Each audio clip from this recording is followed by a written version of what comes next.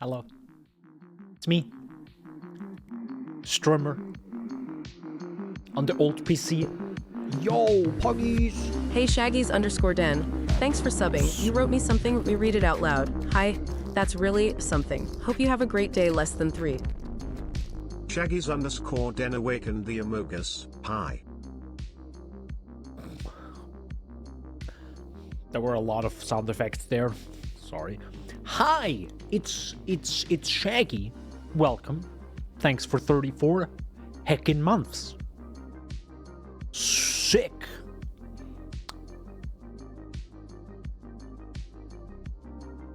Oh, you probably set it up differently. I was just searching for the new, the sub batch emote thingy, and I was like, where the heck is it, bro? I can't find it. Thank you. Also, yes, hi is an emote because it looks funny. It's hi. I love it. Guys, you might be surprised, but I am the worst PC builder. And due to me being the worst PC builder, you can see that the PC in the background is the new PC. Maybe I'm streaming from it right now and I just turned off all the LEDs. And fans, don't look at them. Maybe. You don't know. I don't know. Is it in? I don't know. I mean, I'll turn the PC on if it suddenly catches fire. We'll see. Funny thing, I can't see the new batches. Interesting.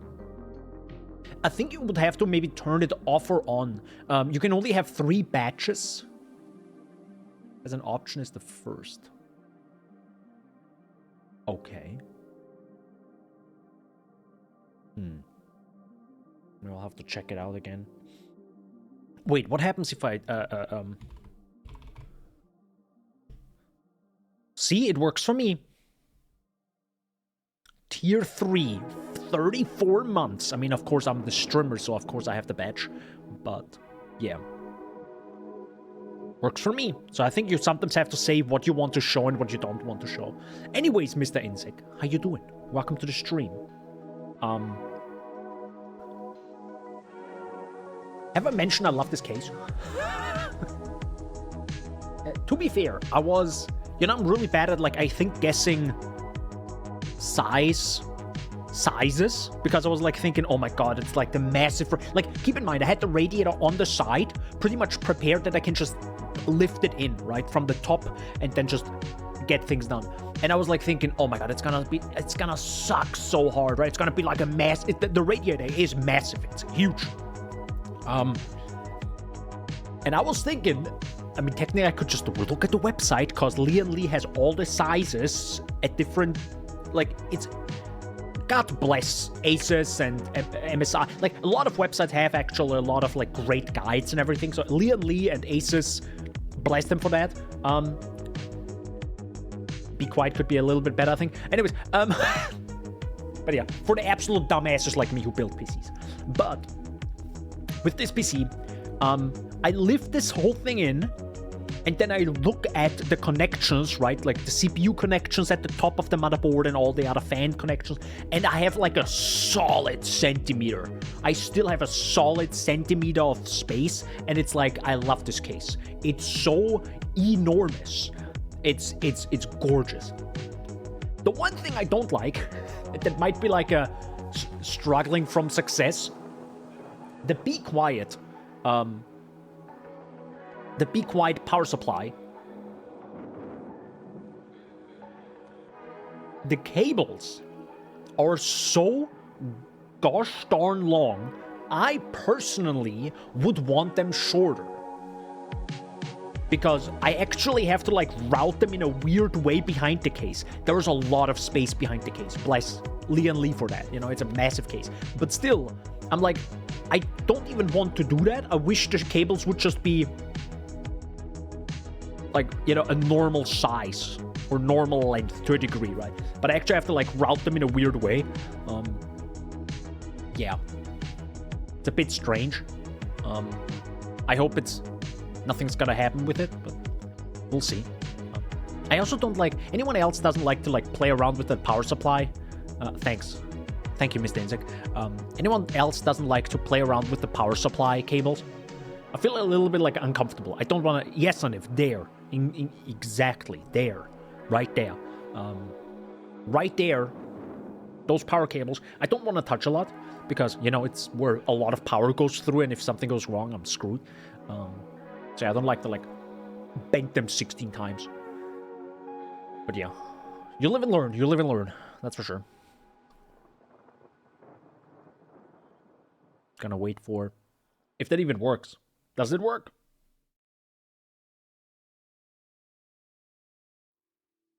I hope Tangea works.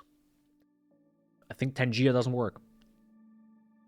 Wimp, bent them 100 times. I mean, okay. Oh, there it is. Mr. Insig asked me, why can't Danbo finish building his computer? Oh, you know how it is with Danbo Live. It's like watching a toddler try to assemble a spaceship. They probably got distracted by a cutscene. Or maybe they're just waiting for a power-up IRL. Or maybe they're just too busy biting into ice cream and regretting life's choices. Either way, it's quality entertainment for the rest of us.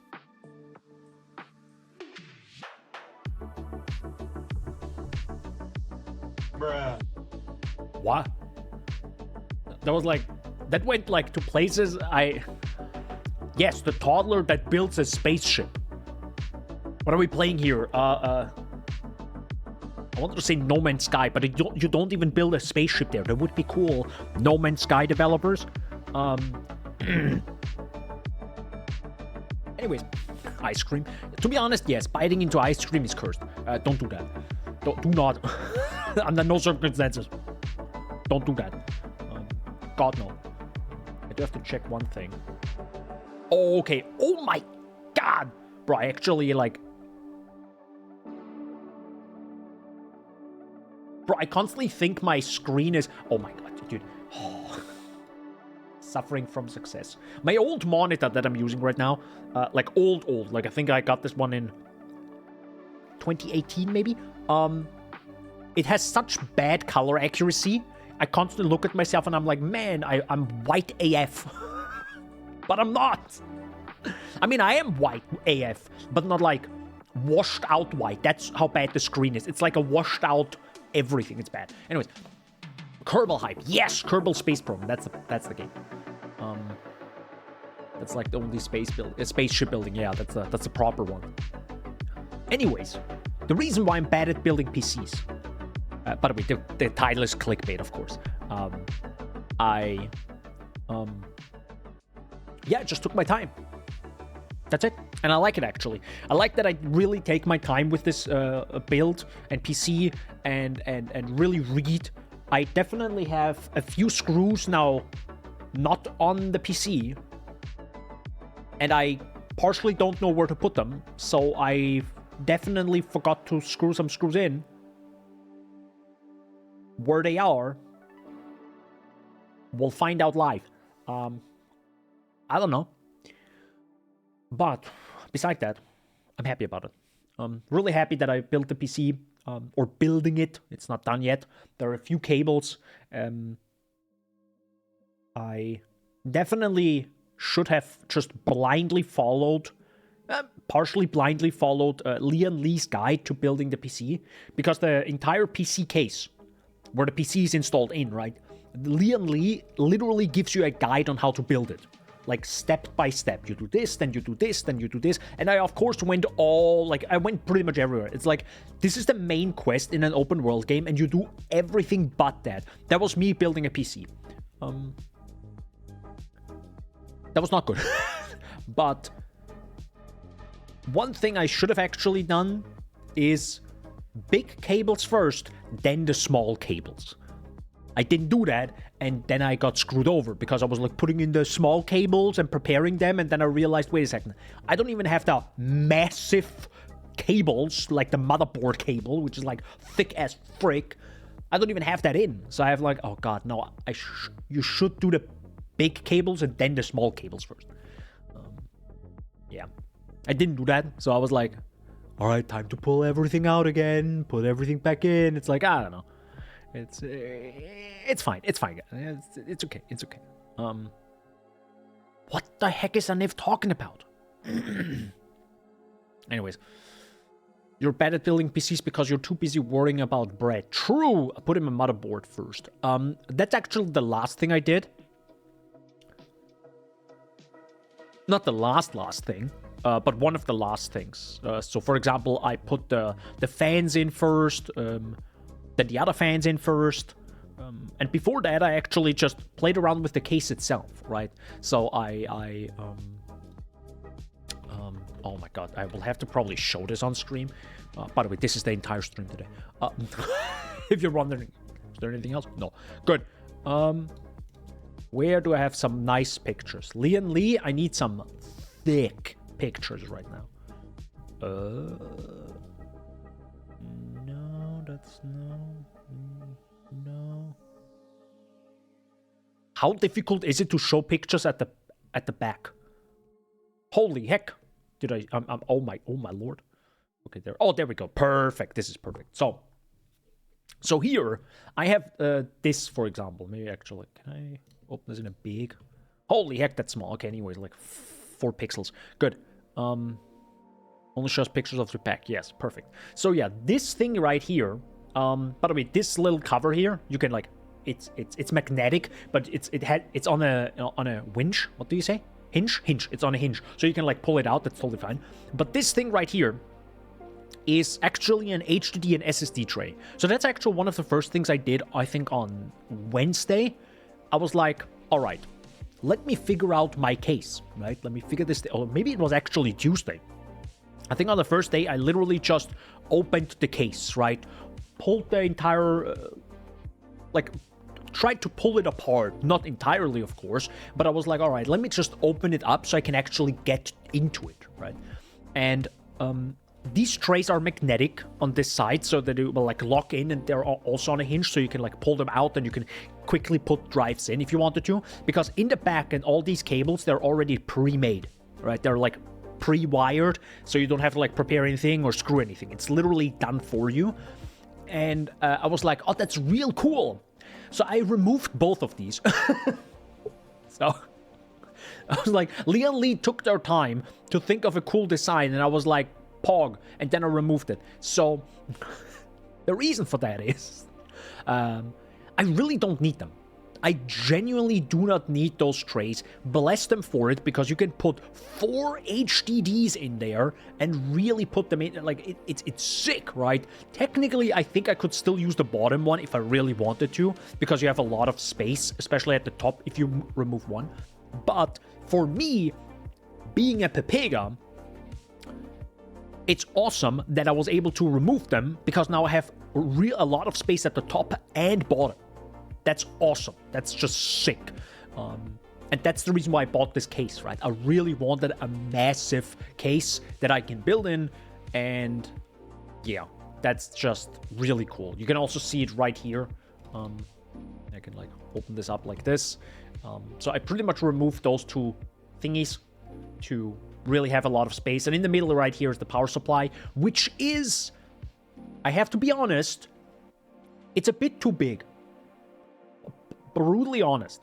I should have probably okay, if I would rebuy everything, so just for your sake, if you ever think about building a PC, just roughly measure it, or just actually before you buy, get the measurements of the power supply, then add another 2 centimeters or 1.5 centimeters because of the cables, of course, that come out of it.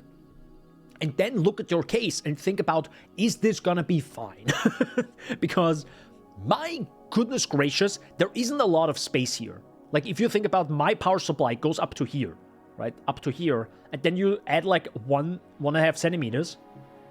Now, how the heck do you get the cables like up to the CPU and down for the GPU cable? Yeah, that was my thought. So yeah, a little bit of a smaller power supply probably would have been nice, but you know, you live and learn.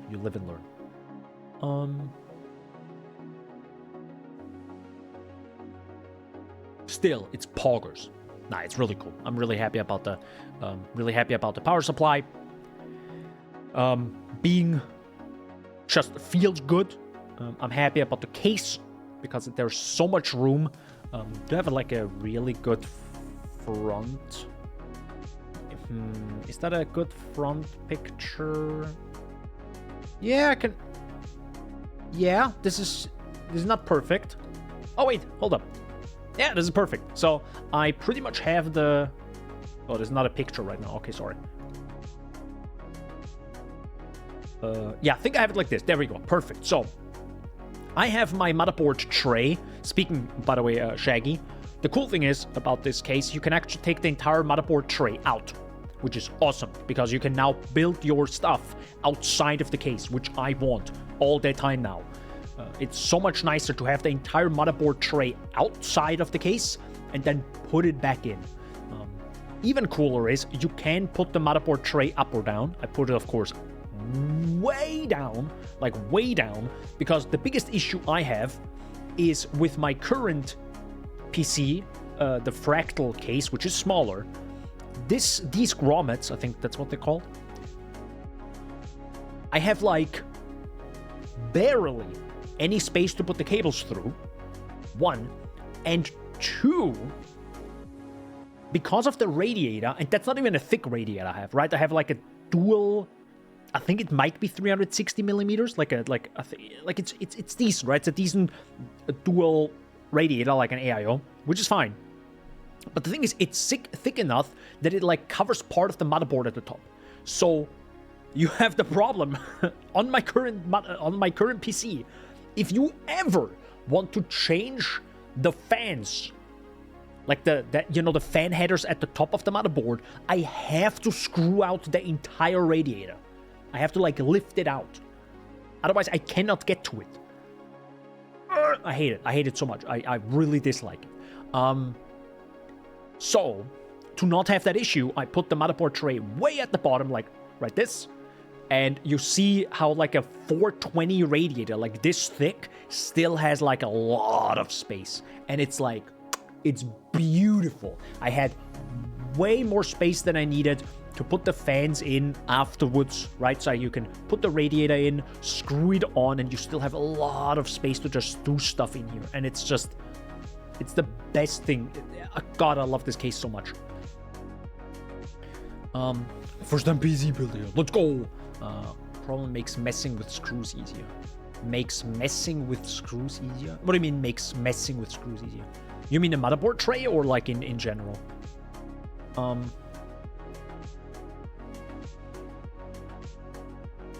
But yeah, it's just a beautiful thing.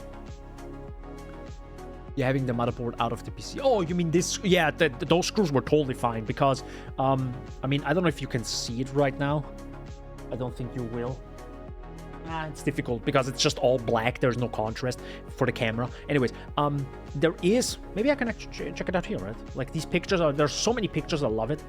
Sorry for like scrolling through like this fast. Probably is a little bit jarring on stream. So this bracket comes with anti-sag. Yes, this is the thing. Oh, it doesn't really show you. So this is like a little anti-sag bracket that you can screw on. Did I screw this on differently?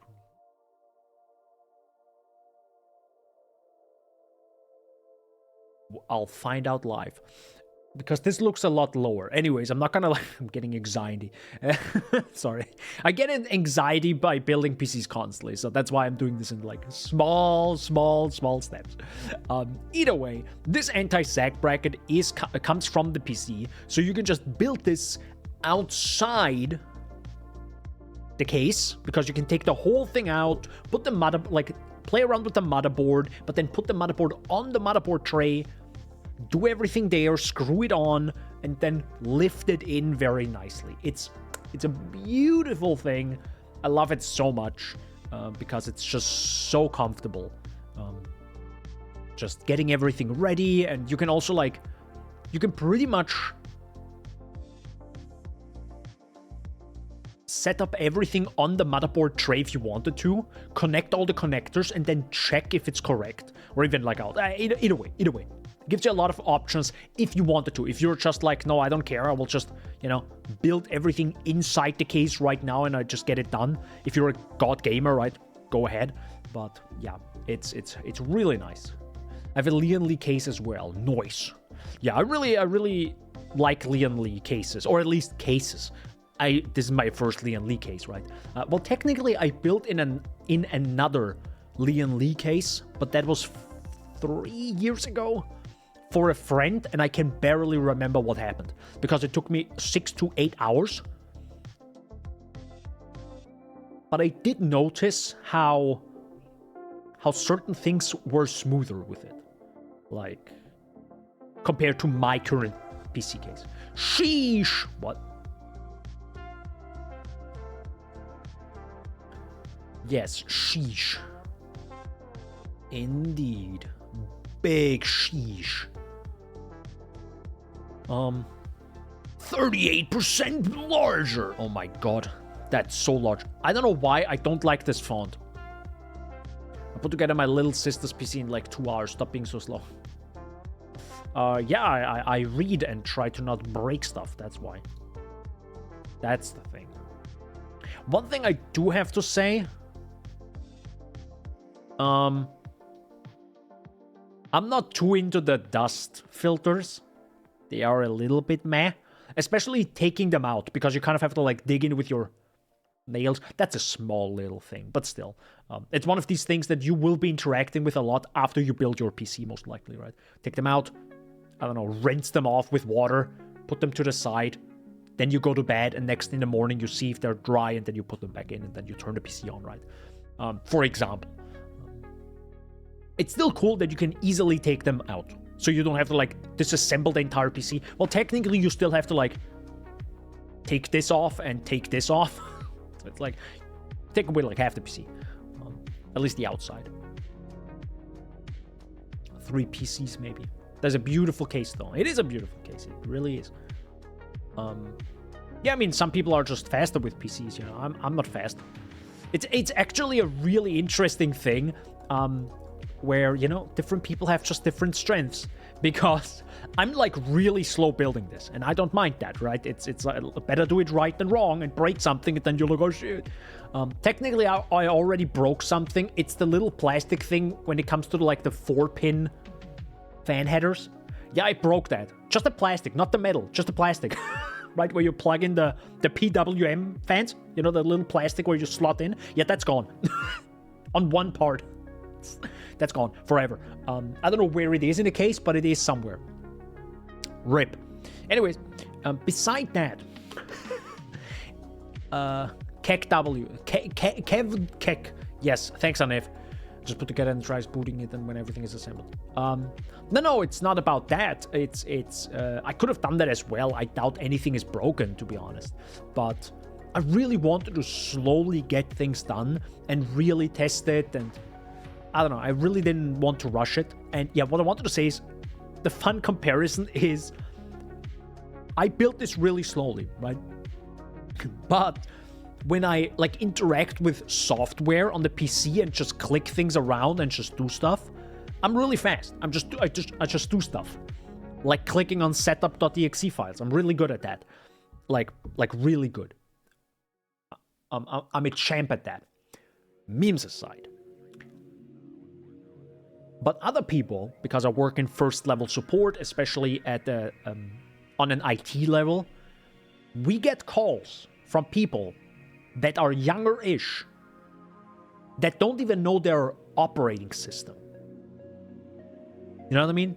So that's just the complete opposite side, right? Where I'm really good at, or like at least knowledgeable about, and they don't know that. But they're probably good at other stuff, right? Maybe they're like really good at like writing like amazing paragraphs and just like, oh, you have to like write, I don't know, 6,000 words of something, and they're like, bam, snapping that out in like a day, and it's really good. Like, dude, if I write 6,000 words, it's gonna be hot garbage on the first day, right? Like, that's not even like the first draft. That's like I just barfed it out, and I'm like, all right, time to work on this for the next 7 days to make it actually good. And some people just like, get it in there. I could write 50 words tops, take it or leave.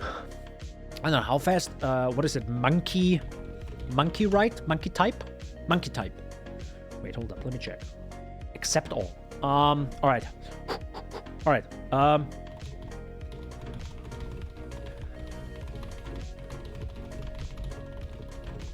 don't know if that's...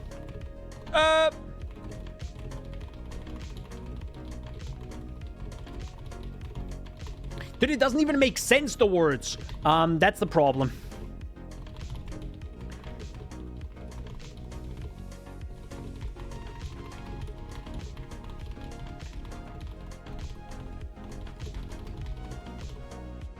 It's fine. I think I had 120 before. It's pretty bad accuracy. There you go. You're welcome.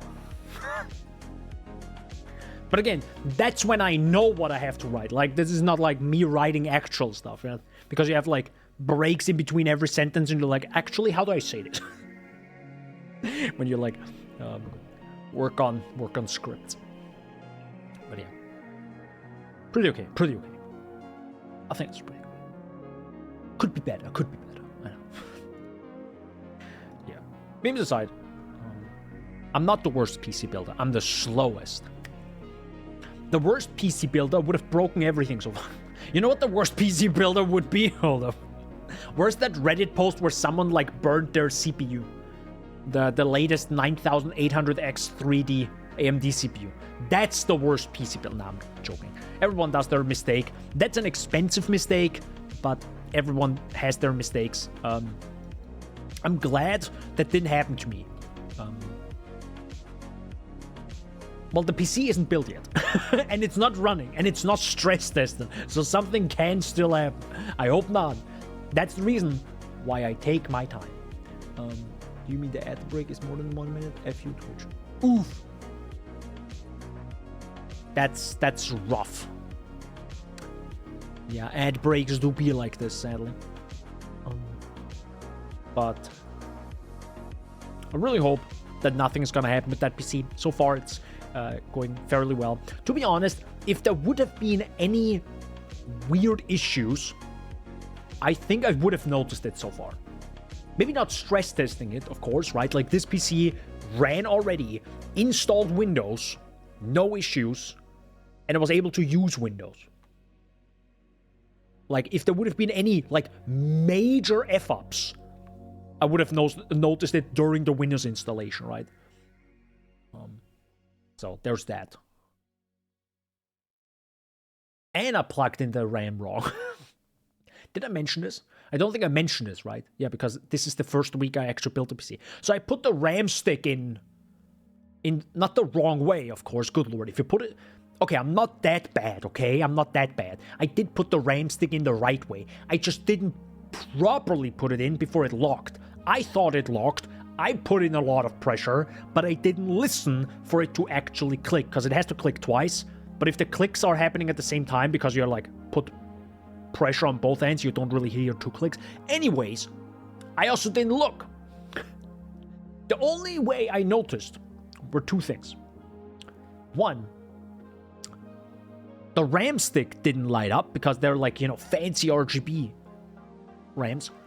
So one RAM stick didn't light up when I booted it multiple times. And the second thing, which is quite obvious, is it only read half the RAM I put in.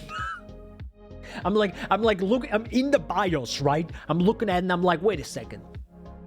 Why is it only reading 32 gigabyte and not 64, which I bought, right? I was like, wait a second, this is weird. And then I looked at the packaging and I was like, wait, did I buy 32 or did I buy 64? I'm pretty sure I bought 64 because if I turn everything up on my current PC, I am over 32 gigabytes. So I was like, all right, this is a brand new PC. I probably will need more in the future. Let's just get the 64 gigabyte RAM. And I made sure and I read 64 and then I was like, wait, why isn't it reading 64? Well, the RAM stick wasn't in. For context, it's the right RAM stick that you can see. You know, so this one right here. Not this one. This one. It survived. So I put it in the right way and suddenly it lit up. Actually, I don't know what would have happened if I overclocked it before putting it in the right way. Thank God I didn't do that. So I put it in the, like, I actually turned everything off. I think I didn't even turn off the power supply. I think I just, like, popped it in, rebooted, and then I overclocked it. And one thing that's actually bad, because I was in the background, I am talking with Kai on Discord, like in the DMs, about like issues and questions. And which makes a lot of sense, but I didn't do it. You actually don't want to overclock before installing Windows, because for obvious reasons, if you overclock and it doesn't like it, and it like crashes the PC during the Windows installation, you have to reinstall Windows again, right? Because it crashed in the middle of it. So that's the reason why you don't overclock it. But it worked. It worked totally fine. So thankfully.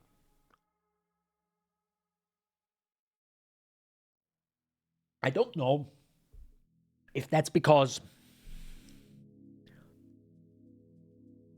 I mean, I'm wondering right now if the AMD CPU accepts more RAM speed, if the RAM is compatible with the CPU, and the CPU and memory and RAM is compatible at that megahertz 6400.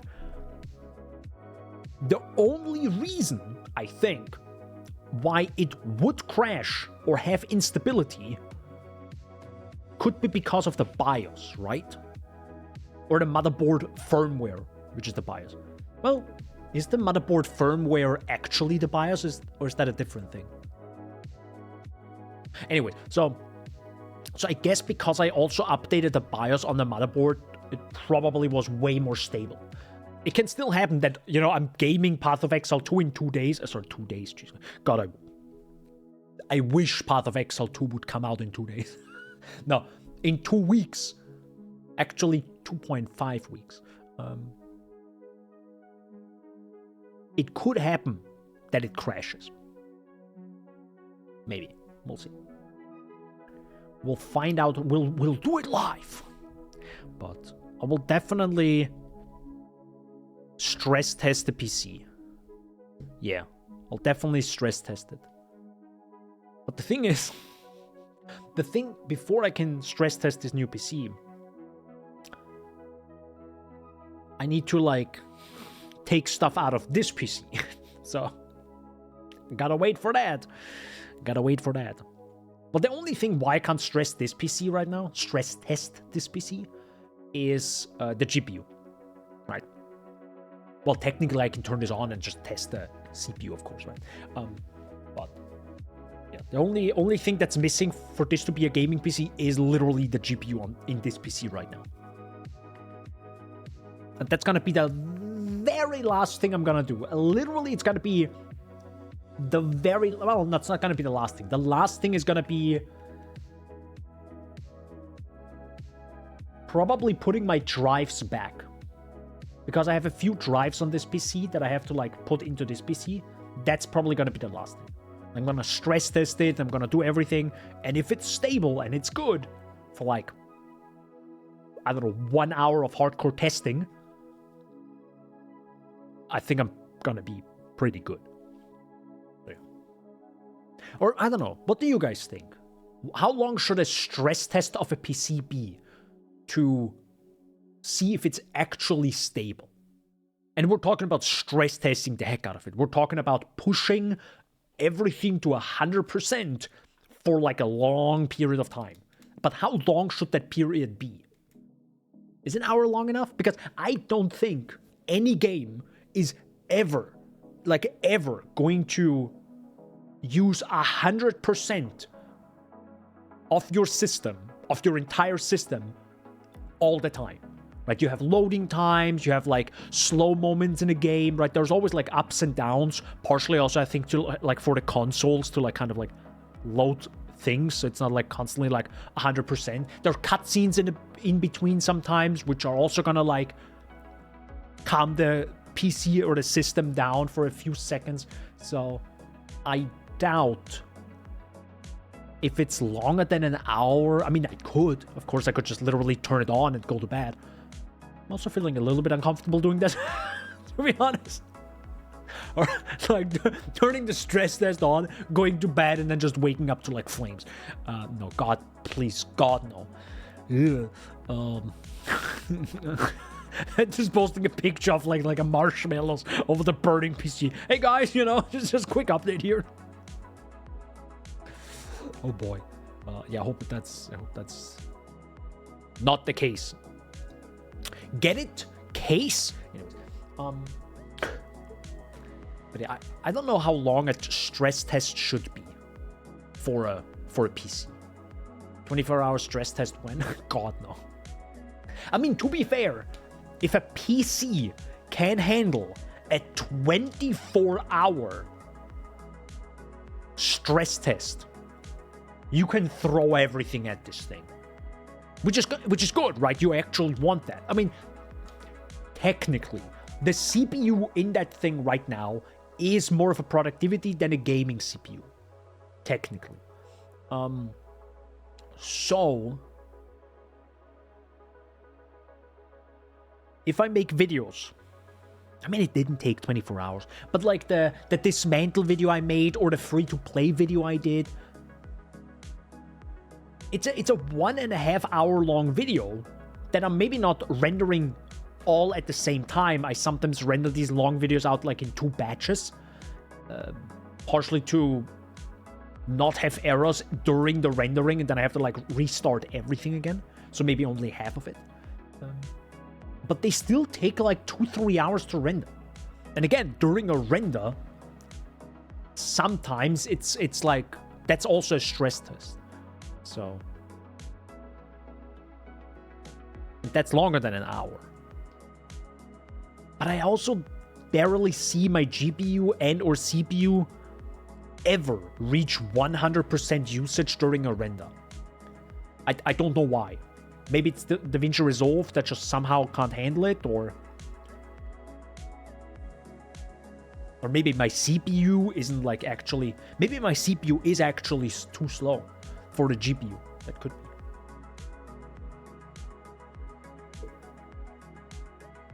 Oh, by the way, Shaggy, do you want to buy my PC? Shaggy, you really want my PC? Say yes.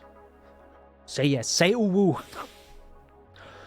That deserves a cringe. Where's my cringe? Cringe. Yes. Why don't you want it? I mean, it's a cool PC. It has a CPU. It has 64 gigabytes of RAM. It has cables. And listen, an AIO. And power supply. What more do you need? An actual GPU. And no, there are no drives in there. Best I can do is $200. No, hell no. I mean, funny enough, if I look at PC Part Picker, it actually said my PC, like the old one I have, is actually... Where is it? It's apparently 1,000... Oh, Jesus Christ, it actually went up right now. It's $1,300. And that doesn't even include the case and motherboard. It's kind of insane. Wait, what? The water cooler is $290? Ain't no way. Bro, I paid $100 for this one. Ain't no way. Okay, screw what that says. It's probably $1,000 brand new. More or less. And I think I want to sell it for like $600-700, my current PC. If I can get 700, pog. If I can get 600, sure, right? Totally fine. If I get 500, I'm gonna be a little bit disappointed. If I get 400, I'm gonna be mad. Since it's used, it's 50% or more. Nah, I wouldn't say that. I mean, technically, I sold my old monitor, the ultra wide I had. I sold that one for 250. I mean, it was to a friend. And for context, it's not... It always depends on how long it has been used for, and but also the current market price. Because the ultra-wide monitor was $650, brand new. I think, roughly around 600. Let's say 600 when I bought it brand new. And I then said, roughly what you said, 50% or more. I said 300. I will sell it for 300 to a friend. But then, because monitor prices are poggers right now, genuinely, get a good monitor right now, or at least on Black Friday. Literally get a great monitor. Like, you will be so gosh darn happy if you get a higher resolution monitor. It's gonna be gorgeous. Or also OLED, because OLED is, God, it's gorgeous. But I said 300. But a brand new monitor, the one I wanted to sell to my friend, was $313, brand new. So I said, okay, I will give it to you for 250, because it's not like I used it for like 6 years, right? It's not like a monitor that will hopefully not die in a year. It's only 1.5 years old. So I was like, all right, I will sell it to you for 250, not 300, like we originally agreed to, because like that would be bad, right? Imagine he could get a brand new monitor for $13 more, but I give him my old 1.5-year-old monitor for 300. Anyways, so sold that. That was good. Happy about that. And I think he also enjoys the monitor, right? Because previously I let him play the games on the monitor that he wanted to. So, he just logged into his Steam. We downloaded a few games. For example, the Resident Evil 4 remake, I think was it. He played that on the monitor. And yeah, I was really happy about it because it's ultra wide. You see a lot more of the game. The resolution with 1440p is also really nice. It's decent. Well, it's 1440p and a bit wider. I think it was really happy. So I hope he's still happy with the monitor. It's of course, it's then of course gonna be a bad comparison to compare a previously $600 or euro monitor, which now was 300, which he bought for 250, and he then tried out some games on my new 4K OLED monitor, which costed 1,000 or 930. Yeah, obviously the 930 euro monitor looks better. Yeah, obviously. But I mean, it looks... The thing is, I can't really compare them. That's the problem. I need to have both monitors next to each other to actually get a comparison. Otherwise, it's for my brain impossible to actually fathom the difference. Well, the only thing that I definitely noticed right away was the resolution, of course. You notice 4K to 1440p. You noticed that. Or at least I did. But the rest was more subtle, right? It's like the colors, the brightness, the whites, and the blacks, right? It depends on the game that you play. You might notice it more or less. One thing I might actually want to try out on this monitor, which I haven't done, is actually try out Animal Whale. No, I don't like Animal Whale. I will not play it again, but it's a beautiful game, and I would like to actually play it on a good monitor, right? So, there's that. Quick question. Isn't Black Friday happening at the end of November? I think it is. Yeah. Something about Turkey Day. Turkey. What? During Steam sale, yes. Yeah. Oh, yeah, true. Steam sale is at the same time. At the end of November, okay. I mean, now I have my PC. Now I don't need anything. which was really dumb. But I thought Path of Exile 2 is gonna come out 3 days ago. So, funny enough, I wouldn't even have finished the build until then.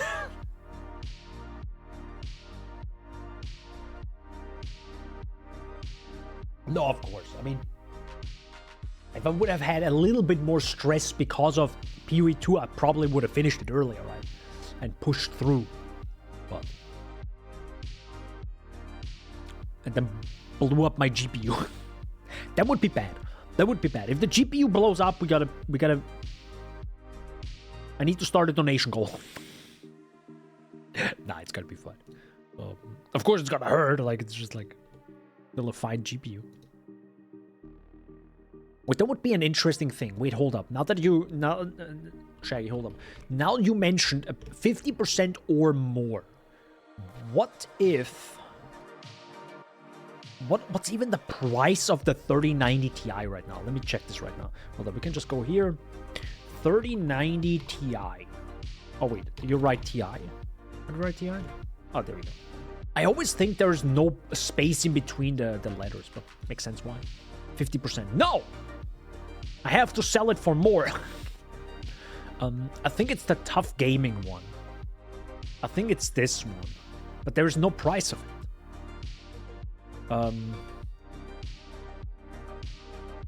Okay, what if I don't buy this one, literally? Hold up, 3090 Ti.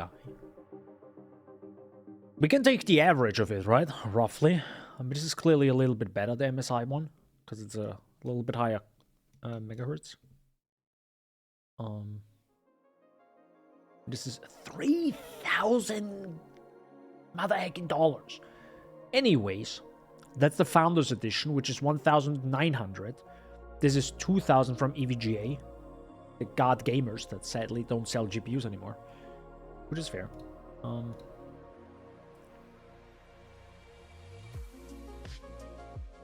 So 2,300 roughly, I guess, right, for the GPU. And let's be realistic, okay? Let's be realistic, guys. If you buy a used 3090 Ti, which is still a really good GPU, it's not like it's bad, and to be fair, you can't go minus 50%. Maybe. Because you also have to compare it, what can it deliver compared to other GPUs on the market, and what's their price, right? So if the 3090 Ti is used and still delivers more than a GPU that costs $1,500, then that's kind of the minimum you want to sell it for, right? In my opinion. I mean, I also didn't mine Bitcoin on it, so it's not like I destroyed it over the last 2 years. It's also not even old, right? Let me check right now without hold up. 3090 Ti. When did I buy it? I bought it in 2020, mid 2022. So this GPU is now 2.5 years old. PoE has been destroying it. To be honest, PoE can destroy GPUs. Yes, that's... okay, yeah, I mean... bruh. Yes, okay, yeah, I mean, it does some damage, that's for... that's a lot of damage! Yes. Still, if you wanted to buy 3090 Ti right now on Amazon, it doesn't exist, that's why. There's a PNY 3090 Ti that costs 2,500. Okay, just think about this. 2,500 euros. Oh wow, the MSI one is actually cheap. Wow. The MSI one, by the way, I don't show you because of Amazon and my, personal data that that is probably now on the dark web because of I clicked on malware and I'm a dumbass. Anyways, okay, this one is 1,800. So it's between 1,800 to 2,500 euros for a brand new 3090 Ti. Okay. But if I compare this now to a 4080, that's only $1,000. Okay. Okay. GPU benchmark. No, we don't go on user benchmark, cause for obvious reasons. Dude, user benchmark is like melting right now. It's like, oh no, Intel is actually bad. Yes. Spoiler. It is 3090 Ti. So actually I can show this. 3090 Ti. I'm gonna close Amazon just to make sure. Just look at this. Just let me zoom in here. Just look at this, okay? If you wanted to, it would cost you. So you still get 14% more performance. Oh wait, it's worse. Wait, I'm bad. I'm bad at. What? Hold up. Wait, what? Oh really? Wait, hold up. No, that's actually really interesting to see now. Hold up. Now I'm actually surprised. I didn't think the 4080 is this good. Oh, interesting. Wow. Okay, respect. 4080 is actually incredibly good. That means I'm fricked. That's what that means. Because if the 4080, which costs this much, right? And my 3090 Ti, roughly, costs this much, brand new, and I'm trying to sell it, and it delivers worse performance in like a benchmark scenario, but also roughly in games, I'm screwed. That's bad. That's bad. Also, I think I've never seen my GPU draw 450 watts. Ain't no way. Ain't no way. And the Shaggy's then? You mod check? Football moms don't know about this. Wait, what? What is football moms? What the fuck? Same Aniv. You know, Aniv actually is me right now. Oh my god, that's so mean. So is the 40, dude, the 4080 Super is worse. Never mind. We're gonna delete it off the website right now. Huh.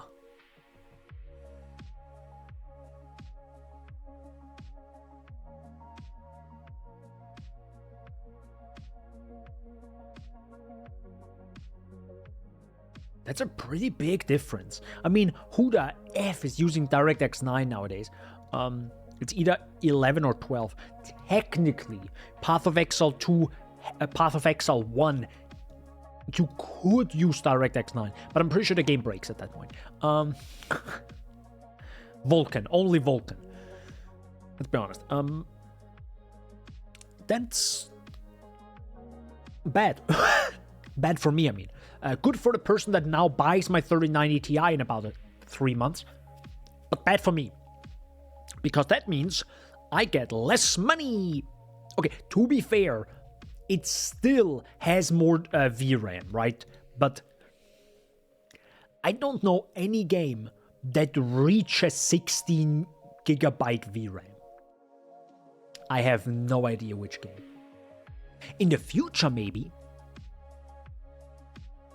But like, I doubt. I really doubt.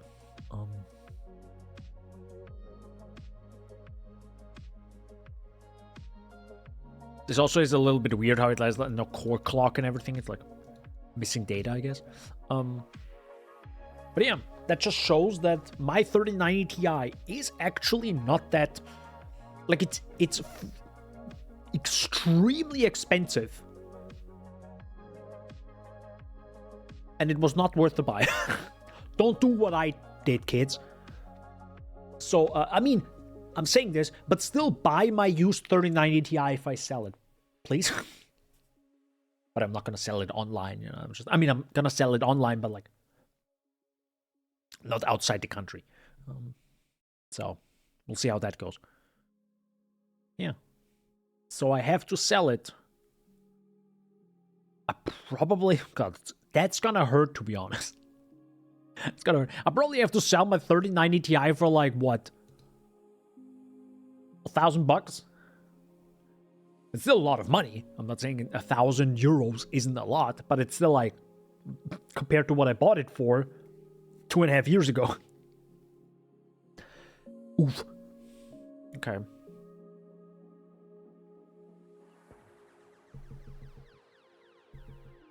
Well, boys. I guess I will have to start a donation goal.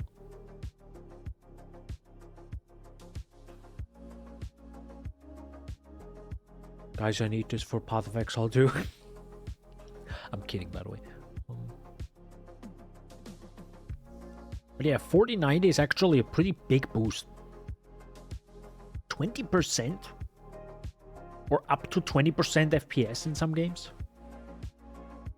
It's quite a lot. Half a year later, you're $0 donated. Yeah, that's the reason why I don't have goals anymore on stream. Nah, it's fine. It's a smaller community, so it's good. And also I have a full-time job, so it's not like, guys, I can't buy this myself. Oh God, please. Hey, Danny, have you tried saving money? What? Exactly. So, it's fine. It's totally fine. An issue is you streaming only on Sundays. No. No, it's not. Nah, I'm totally fine, actually. Only streaming like... only streaming one day. I think if I would stream more than one day, I probably have just way less time for other stuff, and I feel like it's not necessary for me to just force myself to do more content. I think back then, like if I really wanted to, I stream more anyways, right?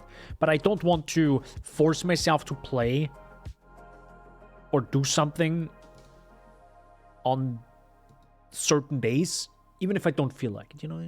Yes, if you stream more, you will get more views, but yeah, you don't have to. Just enjoy it. Yeah.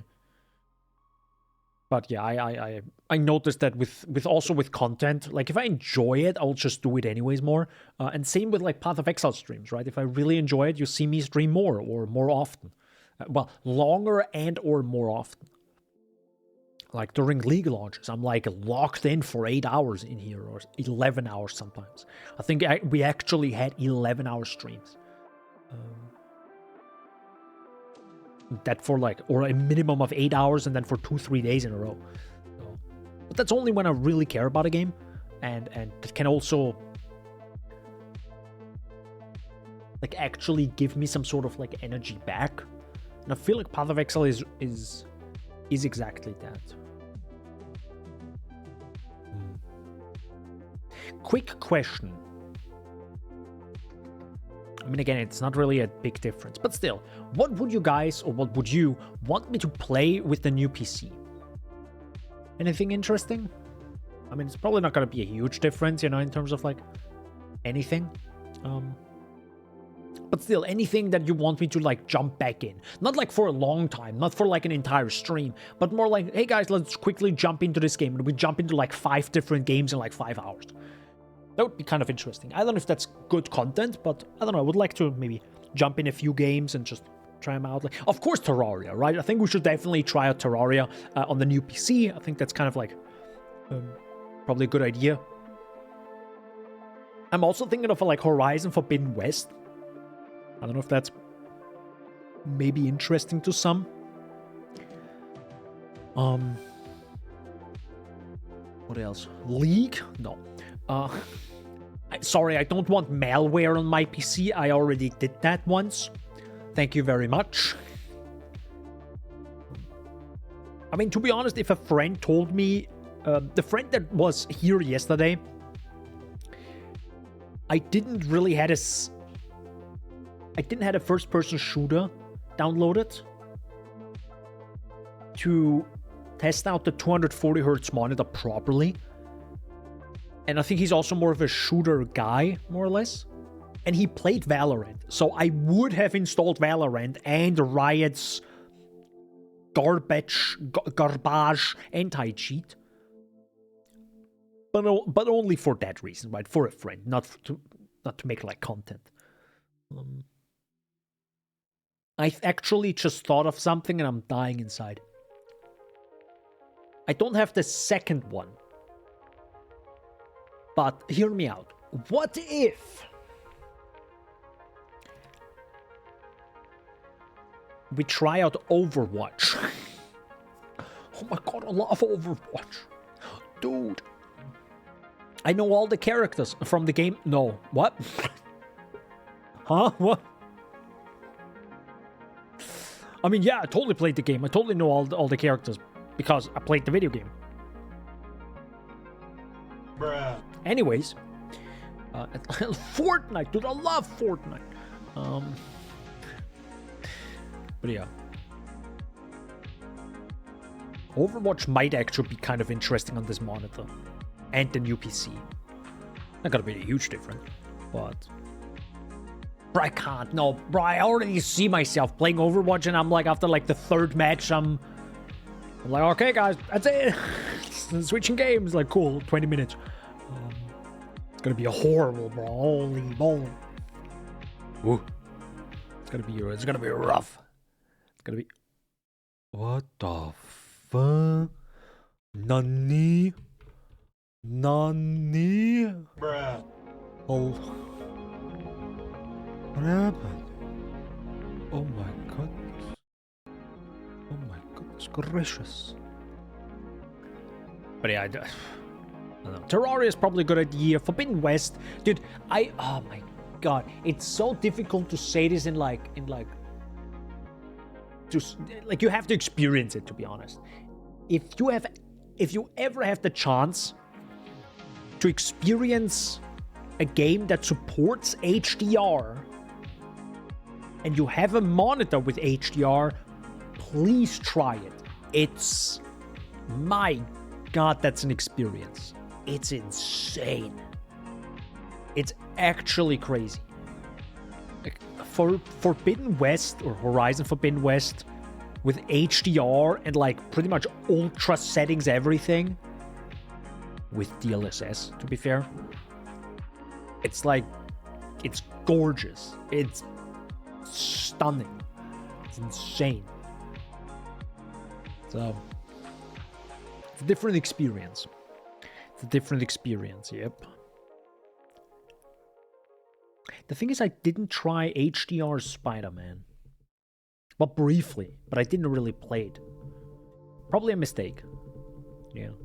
The only problem I have, and I might actually have to check this out if this is still an issue, is if you record stuff while you have HDR on, it's just, like, the recording just looks awful. So I have to try that out. On the new PC, though. Because I would love to play games with HDR on to get, like, the full experience of the game. Because I am, like, a visual whore. A graphic whore.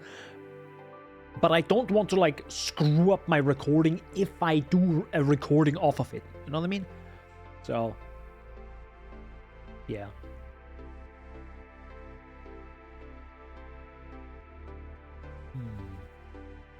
Might be interesting.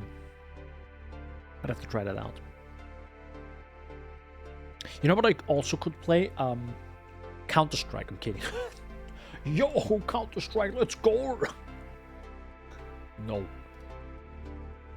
God, no.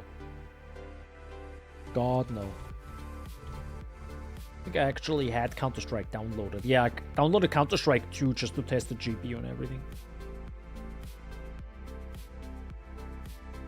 Oh, you know what I could maybe play a little bit? Trackmania.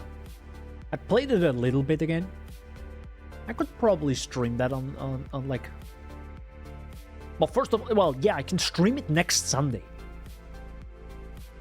Yeah, I can stream it next Sunday. I'm of course gonna stream on Thursday, by the way. I did also put it as an event on Discord on the server. Because of GGG Live. Speaking of, maybe I should actually show that, huh? So the reason why I'm gonna stream on Thursday is because grinding gear games. Stop. Grinding gear games.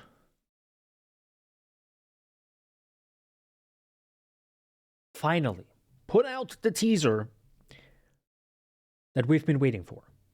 So now it's pretty much official.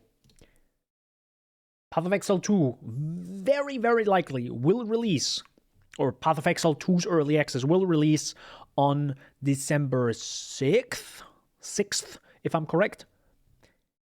And there will be a live stream next Thursday evening for the EU people, if I'm correct. And it's gonna be poggers.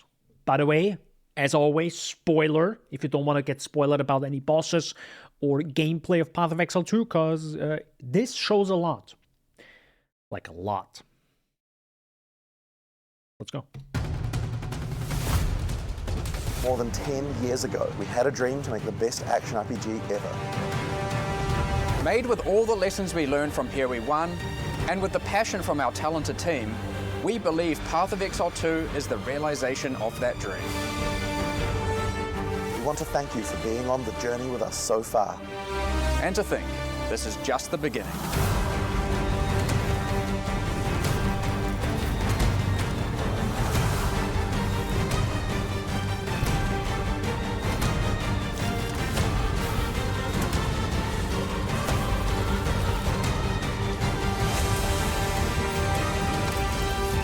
That's the sickest robot.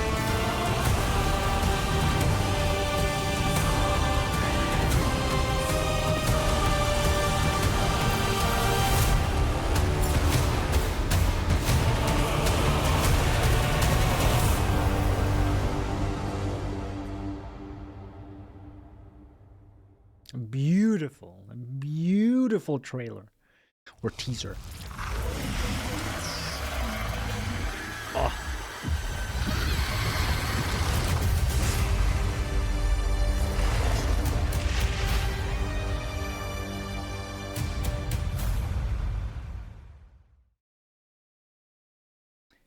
Absolutely phenomenal. Love the soundtrack. It's just like, god damn, that's a sick theme. From our talented Just absolutely gorgeous. Love that they actually used like the real life footage and a lot of like streamers, of course. Just showing that, you know, they actually shadow thing at the end. Yeah. Wait, was that a Titan? Yes. Yeah, just so much stuff, just so much love, partially for the community, and also I think I've never, ever heard any developers in the past, like in my existence, talk about their game as kind of the beginning, right, of something big or bigger, and appreciating everyone that has supported them for so long. Like, because usually with games nowadays, right, it's just like, hey, we bring out a game and then it's like, poggers, we're going to support it until like 2-3 years and then we're going to make the next game, right? Which is fine for single player games, totally, but this is not a single player game, right? This is a multiplayer online game, partially multiplayer at least, if you want to play it as that. And yeah, it's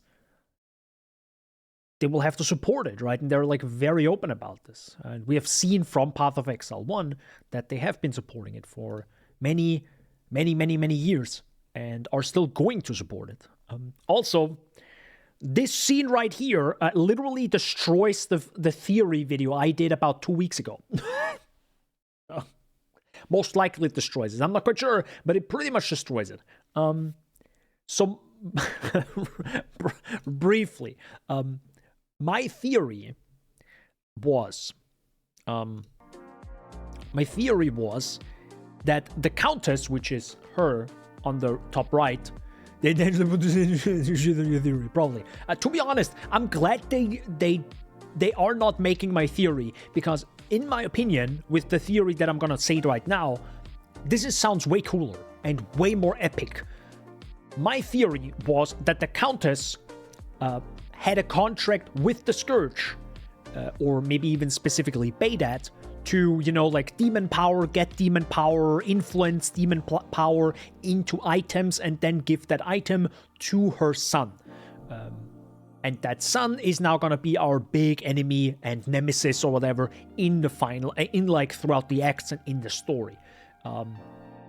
At the end, she will now, with the contract to the Scourge, at the end she will escape to the Atlas, and now we have to hunt her down through the Atlas. This, of course, doesn't show all of it, because I think this is the Perennial King. Spoiler, by the way, so it's probably the Act 2 final boss. This is probably going to be the Act 2 final boss arena, is my guess right now. But this shows that, one, he does this and breaks this off, okay? So he doesn't attack her. One, they are clearly in one group.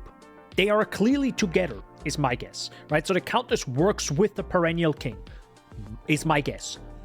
Two, this thing right here looks like a Scourge demon, or looks Scourge related.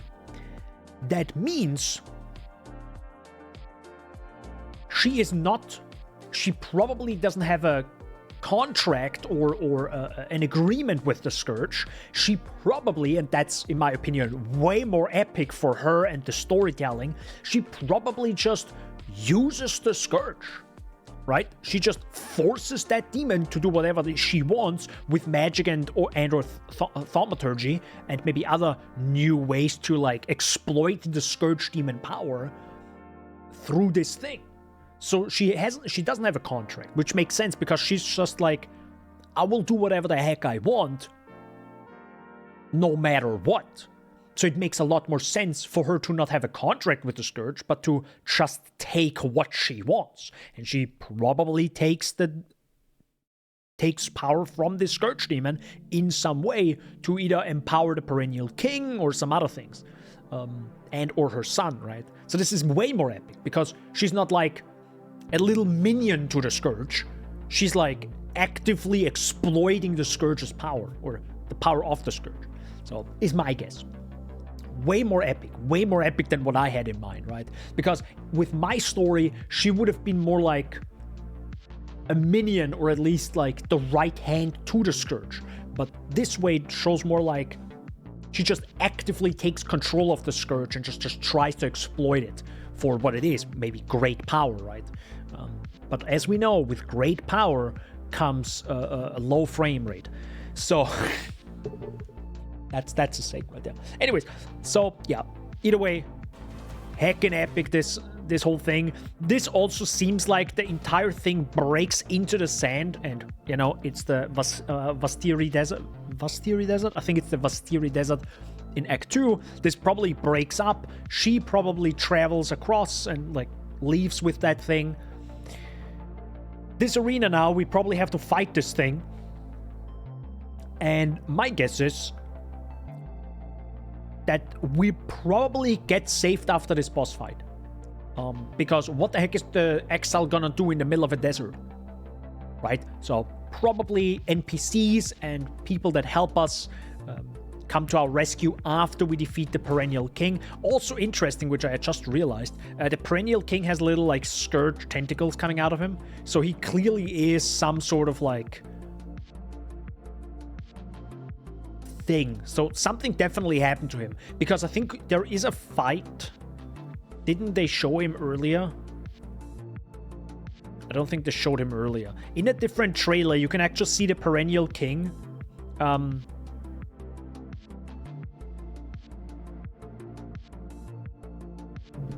On top of a tower. That is, I think, before he maybe like absorbs power of the Scourge. So you'll find it multiple times, that's for sure. That, of course, big ass thing, also probably in Act 2, as we can see. But we've already seen the entire fight during the witch gameplay scene. This is actually a boss fight you can fully see in their video with the Sony executive. So that the entire fight is visible there, as far as I know. But yeah, also looks very cool. That's probably the most epic goddamn thing. Just look at this thing. Just boom, boom. That's just sick. That's just goddamn epic, this guy. Look at him. Just like pulls the thing to him, locks himself in, and just locks into that robot. That's like... It's like the heist boss, just 10 times more epic. Like, look at this. That's sick. That's pretty sick. Also, no idea what that is, but that's actually a really cool thing to see this, because this might show us some sort of like cutscenes. You know, like you activate something in a game and the camera zooms out and then the thing happens. I hope this is what this is, right? Where you can actually see, like, properly see the thing happening. So that would be cool, because sometimes in PoE you wish the camera would just zoom out just for that one moment. Best example, I wish the camera would zoom out during the Kitava fight, right? The last moment before, like, the lasers shoot the heart and it explodes in, like, Kitava's hand. I wish the camera would just really zoom out to properly see the explosion and just the maybe like some sort of wave. But of course, this was Path of Exile 1 like 6 years ago, so of course there were limitations and everything. That looks like an interesting thing. It looks like a... Oh god, what do you call this? Not a Hydra. Cerberus, right? Cerberus. Yeah, that's what the thing is. It kind of looks like it, just a weird, like, dog, but also, like, I don't know, like hog, a warhog, what is it called? Like a little swine. I don't know what it's called. Does it look like someone is on there? What's this? What's this right there? Interesting. We actually saw this fight during the Sony executive thingy. By the way, I haven't watched it totally. I actually just skimmed through it because I obviously didn't want to spoil it myself. This is totally fine if I see a few little teasers. That's fine. No idea what that is. We also briefly, I think, saw this. Kind of interesting. How I guess the lava just slowly probably creeps up to you and the boss as well. Who knows? That's literally just the Scorpion boss from PoE 1. Nah, it's probably just a Scorpion boss, just, you know, updated visually and also just more interesting fight, because how many attacks does the Scorpion boss have? By the way, I forgot the name right now. It's the Daughter of Sin. Oh my god, what is the name? Something with S, right? I don't know what the name right now is. Anyways, yeah, it just looks like it's probably gonna be 10 times more epic in terms of like visual style, and maybe like, I don't know what these are. They look like pressure plates. Something along those lines. We'll see. That just looks like a massive gosh darn hand that just like kind of flicks the air. I guess. Sure. Well, that's us. Well, that's actually a cool shot of that. Just... That's cool. That's a cool shot, yeah. So many things happening. Actually, kind of interesting. Perfect. I paused it at the right time.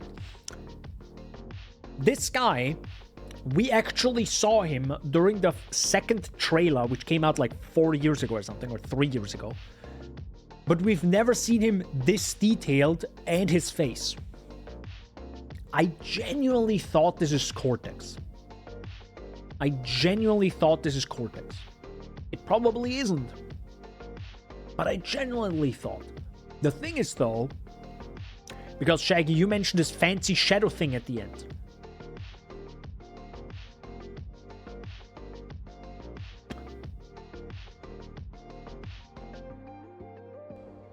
Doesn't this look somewhat similar?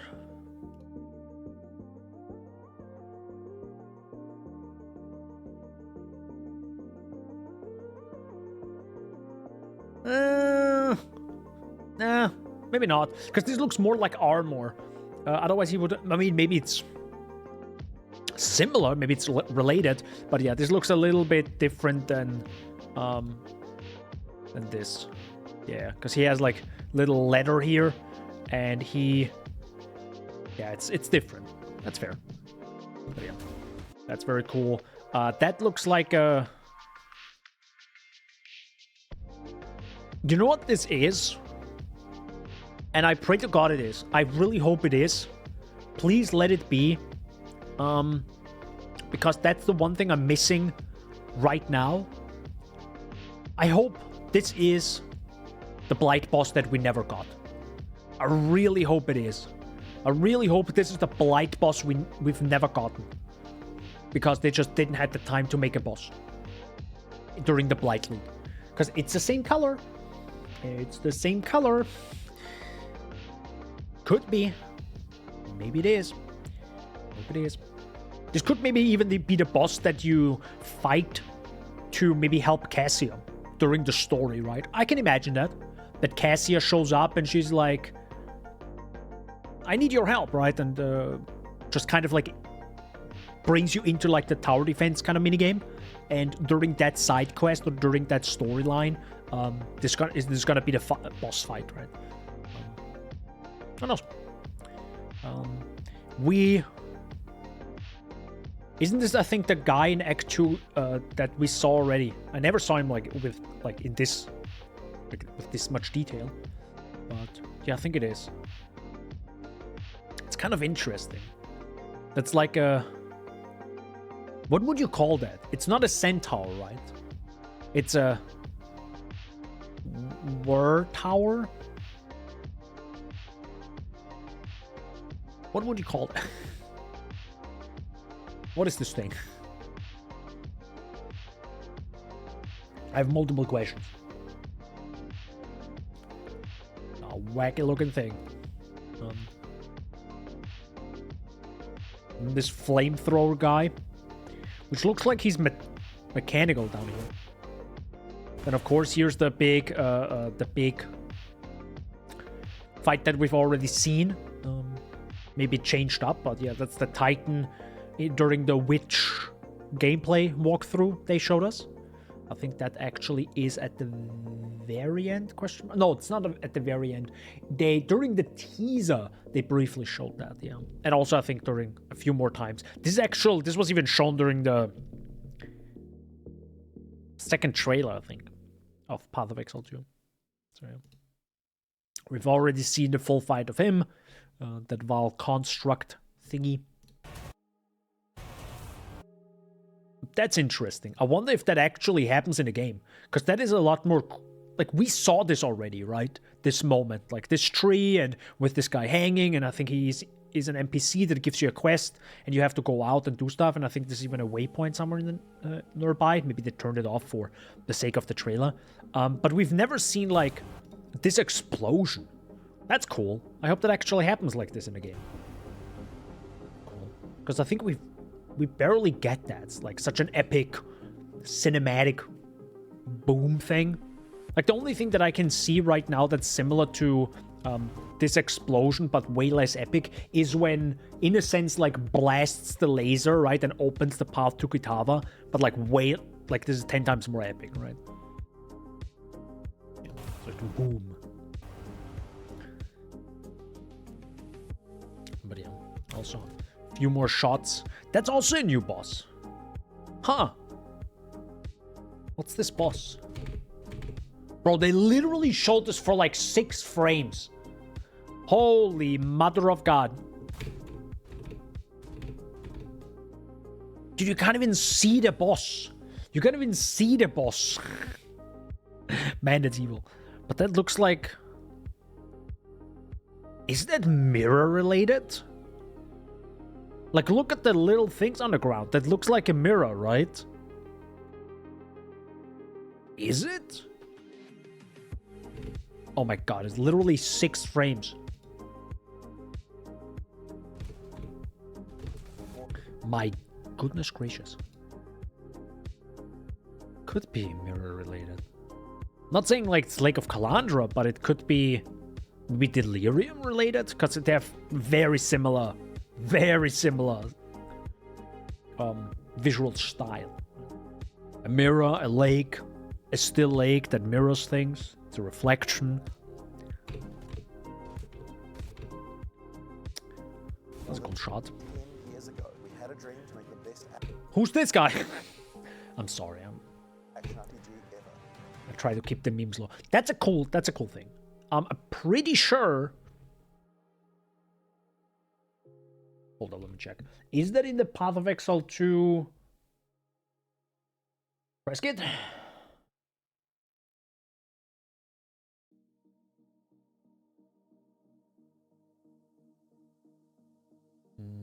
No. No, we only got this. That's a different one. That might have been like an old one, and that's maybe the new Path of Exile 2. Yeah, I think that's like the new one, yeah. Yo, summon Raging Spirits, boys. Let's go. Look at this. Summon Raging Spirits. Pog. Pog. Alright, I must stop. Funny thing, you know what this is? Lots of these things were actually at ExileCon 2. Sorry, ExileCon 2023. So yeah, this thing was there. I actually made a picture in front of it. There's also Chaos, by the way. Then you also have... Where's that shot? Is it like in the middle here? This is just the beginning. Journey with us so far. Oh yeah, I'm blind. I think I'm blind. Guys, I think I'm blind. We want to thank you for being on the I think I'm journey blind. with us so far. Guys, And to think, this is just the beginning. I think I'm blind. They also briefly showed... I think I'm actually blind. They briefly showed the big... We believe Path of Exile 2 is the realization of that dream. What is it? Like that the Scourge Demon is my guess. That the Countess has pretty much locked in. Where is it?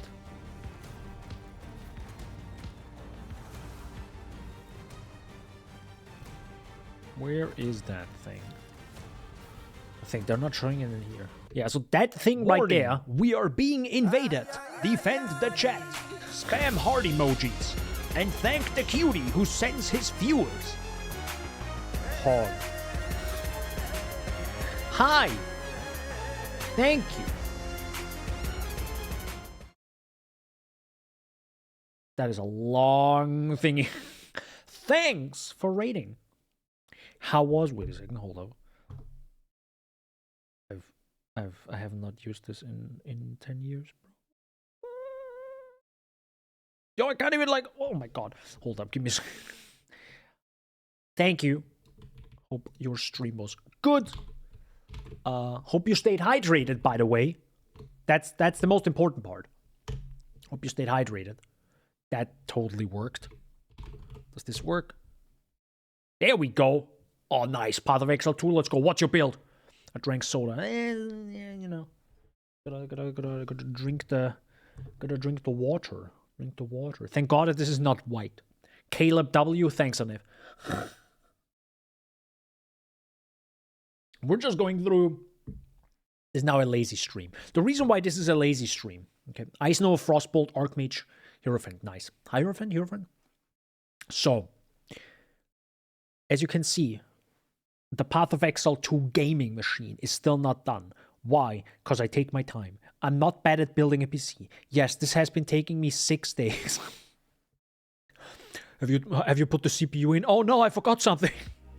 Okay, I'm not that bad. Okay, I'm like... Bruh. I'm not that bad. 6 days. I started on Tuesday. It's Sunday now. No, I just take my time because I suck at it. But I never played Ice Nova, Frostbolt, Archmage. I think it's just maybe the playstyle that wasn't my thing, because I briefly played it.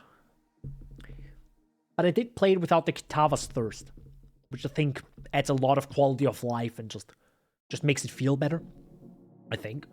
So. And we have been going over the GGG live teaser for the past 30 minutes.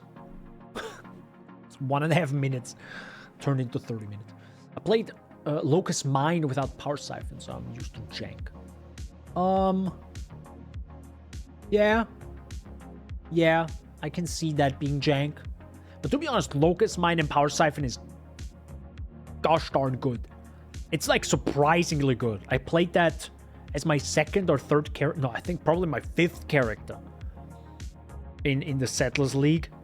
When Jungrel made a video and I'm like, Locust Mine, Power Siphon as a league start, I was like, sure, buddy. It was sick. It worked so surprisingly well. I was shocked. I was truly shocked. It actually like bursted down bosses, which makes sense for a mine build, but Power Siphon in Act 2, and I was like, yeah, this is Pog. And it just became better and better and better. It's like, it's pretty good. The only problem with Locust Mine is, because it shoots out like 3 separate mines, it sucks in narrow areas, right? Like toxic sewer and stuff, it sucks totally. But when you have the money and you farm with it, you can just switch to Power Siphon and be a god, right? Power Siphon will not exist in PoE2. 1,000,000,000%. It's like, it just auto aims for you. Okay, never mind. Yeah, but imagine if the mines didn't target. That's Locust Mine. You have to throw the Locust Mines a little bit differently. That's the thing. Oh, well, yeah, of course. That depends on the Power Siphon, right? Because Locust Mine and Power Siphon is a great combo, but only Locust Mine sucks a little bit. So you kind of have to, like, throw it behind you or some... Yeah, that's weird. That's jank. Yeah, that's jank. Yeah, no, I see what you mean, yeah. Yeah. But I might actually try Ice Nova Frostbolt, who knows. But to be honest, it's like... We're 2 weeks away from PoE2. I really don't want to be like, alright, time to, like... play 150 hours of PoE1.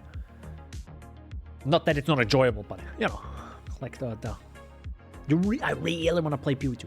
You throw it either behind you or behind enemies. Okay.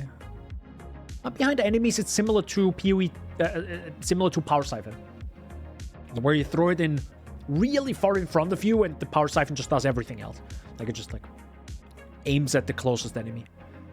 It's a bit overpowered.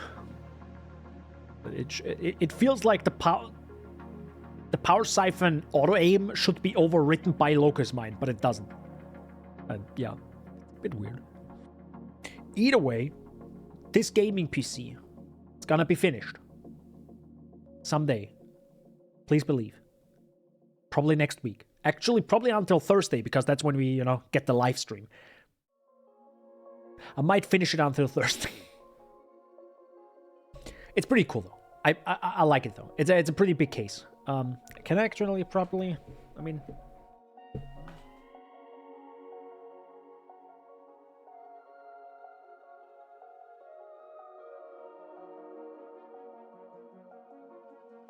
Can you see it? It's big. This big boy can hold all the homework folders. It's pretty big.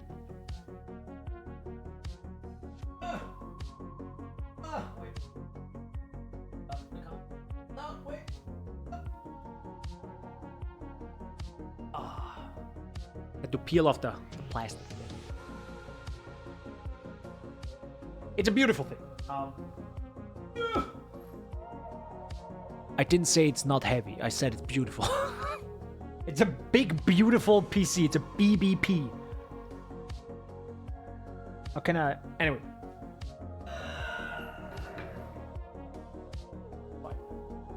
Holy mother. It's good, though. I really enjoyed a big case. It's pretty sick. It was really nice to build in, let's say that, because I'm not a hardware kind of guy. Speaking of hardware, I don't know what that segue was. Anyways, are you also excited for Path of Exile 2 and the GGG live event? Because I sure am. I'm just absolutely sick. Just lots of cool moments, lots of cool shots. Also, the music was just amazing. I mean, the music has always been amazing. Let's be honest. Camille is like cooking. But also, oh my god, now I forgot his name. I'm so sorry. Bro, I talked about him in my videos. Dude, I'm so sorry. What's his name again? The one, oh no, I forgot about it. What's his name? The other person that makes the music. Oh my lord. Forgot about it. Michael Collier. Yes, thank you. Is it Collier or Collier? I think it's Collier. Maybe? I don't know. But yeah. Michael also had made some amazing soundtracks. I think he actually made the Calandra soundtrack. Yeah, I think he actually made the Calandra soundtrack. But yeah, that's like, that's actually new. That's kind of interesting. So you have, I actually didn't look at this scene. Ah, man, they really just gave us like 6 frames sometimes, man. Jesus Christ. So that's probably a woman. Those are 2 guard-looking guys, but they look Scourge-related because they have the little tentacle things coming off of them. But this is also Scourge-related. Ain't no ways that Lycia. Nah, right? Nah, it can't be Beta. Beta isn't female. So, is my guess. I mean, they could... Wait, is she actually teleporting in? Hold up. Oh, wait a second. No, it's even different. Wait a second. There's this guy that's kind of like being used as some sort of vessel. Wait, hold the flipping phone. By the way, this is Act 2, by the way.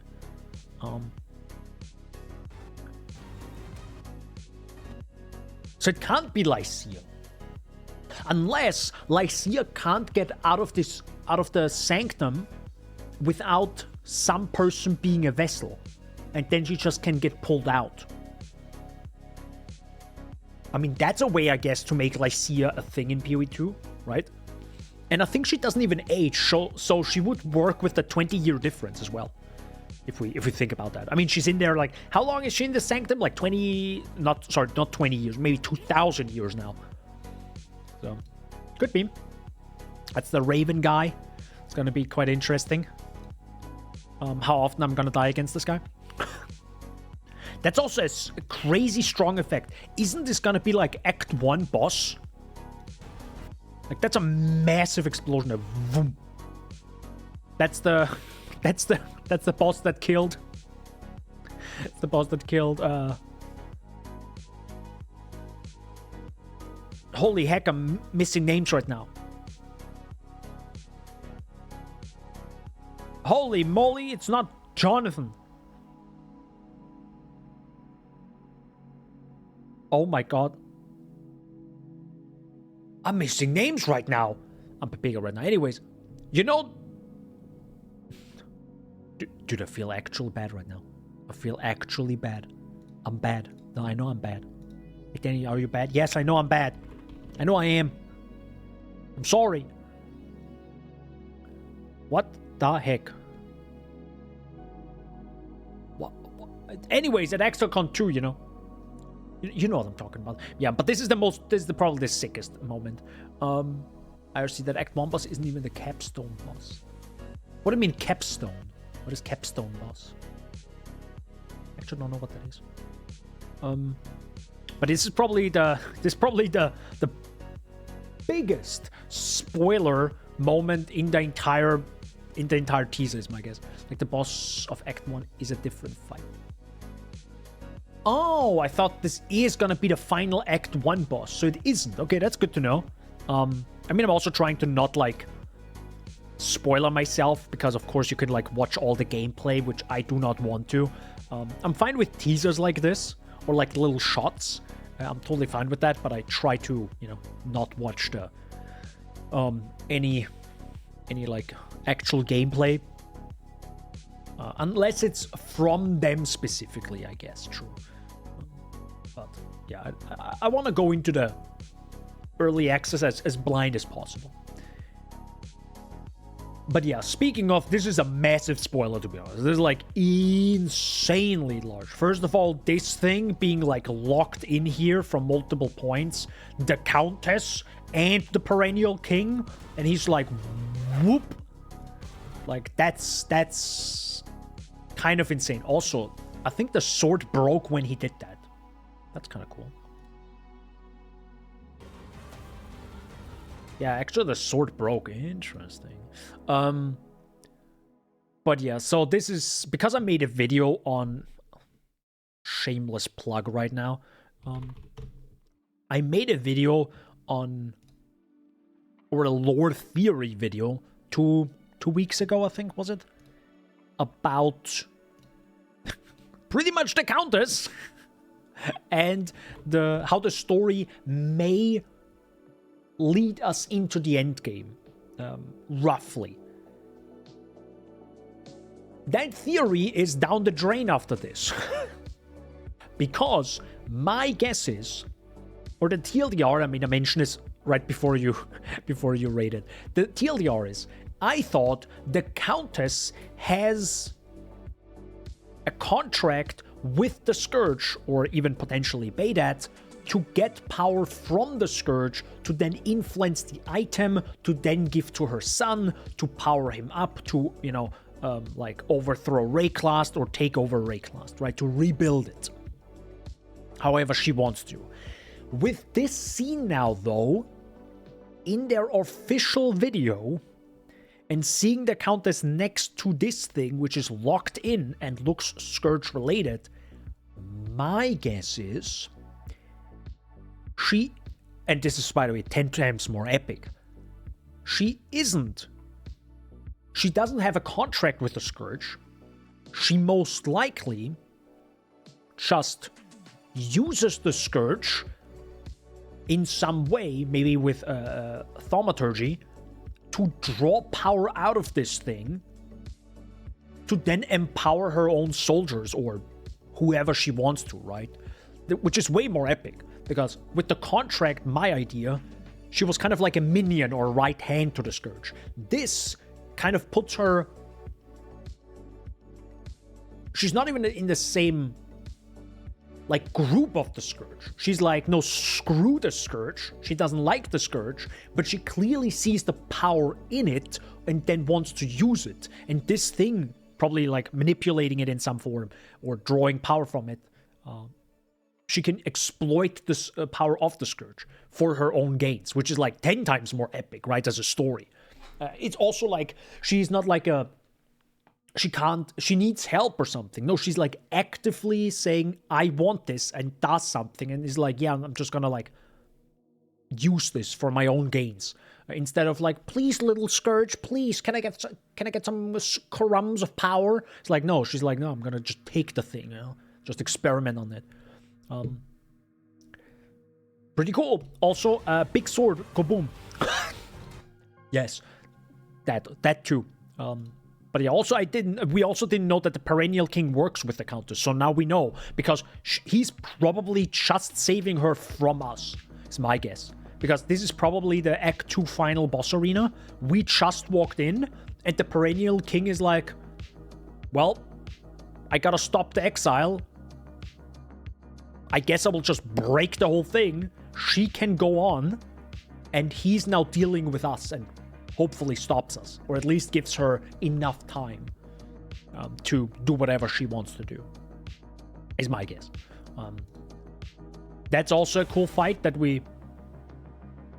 You know what this looks like? This looks like a very nice evolution of the... Oh god, what is the... Al-Hesmeen? This looks like a natural evolution of Al-Hesmeen's fight. Kind of. So that's cool. It's very nice. Love that. This is, of course, the sickest goddamn thing. It's like locks in and just it's probably the sickest animation. It's like the shonen protagonist, or maybe it's probably the antagonist of the shonen story. It's like just locks into his robot and just fucking hell, bro. Look at this thing. Look at this go boom. Like it's locked in. Sick. Boom. It's pretty epic. It's pretty gosh darn epic. Yes. Little Cerberus boss. That looks like a brand new version of maybe Diablo. Not like literal Diablo, right, from PoE 1. From Diablo, from the game itself, but kind of more like a natural evolution of Diablo, right? It makes sense that they are like, yes, we love Diablo 2, and we want to show off Diablo 2, maybe certain boss fights in a new modern light with new technology, and this kind of maybe looks like it. It's like, imagine Diablo just tuned to like oblivion. Maybe, who knows? Gonna head off for now, but yeah, hope PoE2 rules. Godspeed. And stay hydrated. Very important. Stay hydrated. But yeah, thanks for the raid again. And yeah, hope you sleep well or take a break after streaming. It's probably more important. I know I need a break after stream. I'm like, ugh. Just for 5 minutes, I'm like, ugh. To be like this. I actually don't know what this is. I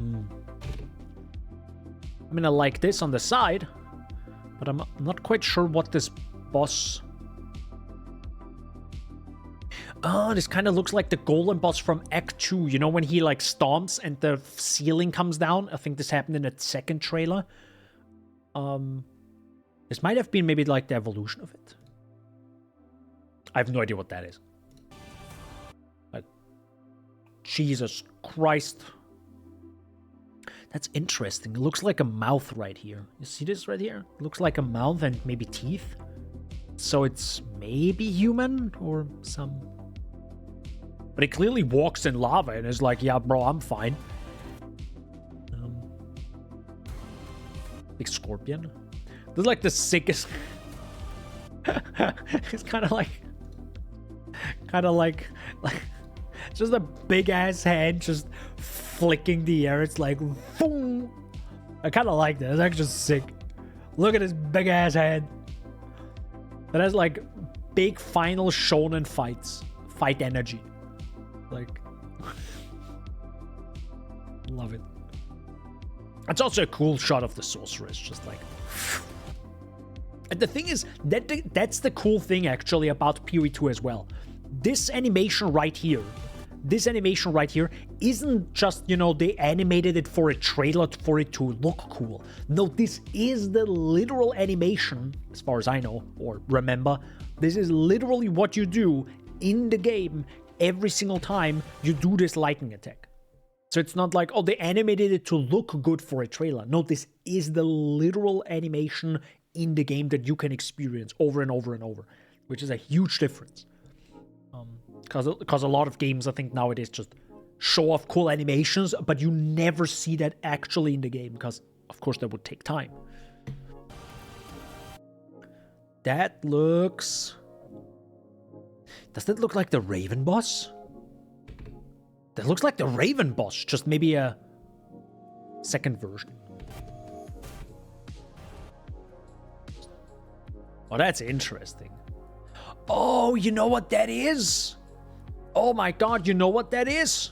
Maybe that's the guy next to the countess that you fight, but transformed because of the Scourge. Right?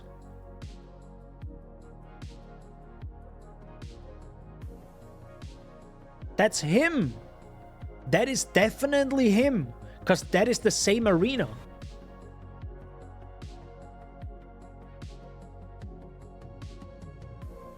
A 1,000,000,000%. That's the thing, even his sword. Yeah. Huh. So it has a second phase. Spoiler, sorry. Oh, my bad. I didn't even realize it the first time, right? I mean, I'm analyzing every frame right here. That's also a cool shot of like just a big ass heart, and I guess that's maybe us. Maybe that's the. I think that's us. I don't know. But it's like, oh god, that was way too fast. Yeah, that's a sick shot. If you, yeah, that effect looks real sick. Like this little, like that one. That is a cool frame. That's a sick frame right there. That's cool. Like literally lights you up just. This, I think, this we saw during like Sorcerer gameplay. You saw this boss, which is in like the,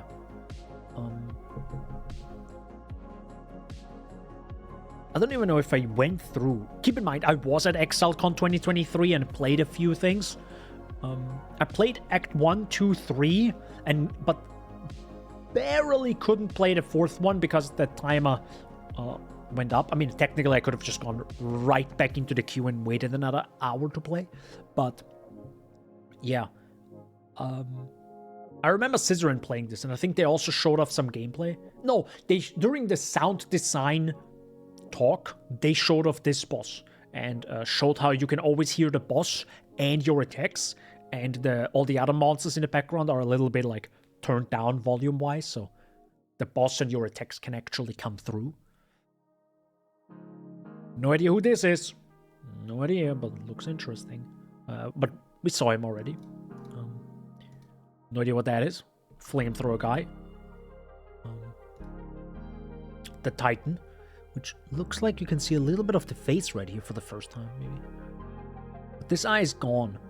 And this is maybe a laser. So maybe this was like a previous Titan that was modified? Looks like modified.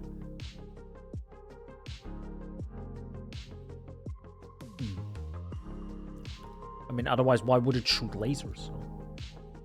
That's still one of the sickest shots. Hope that's gonna be in the game as well.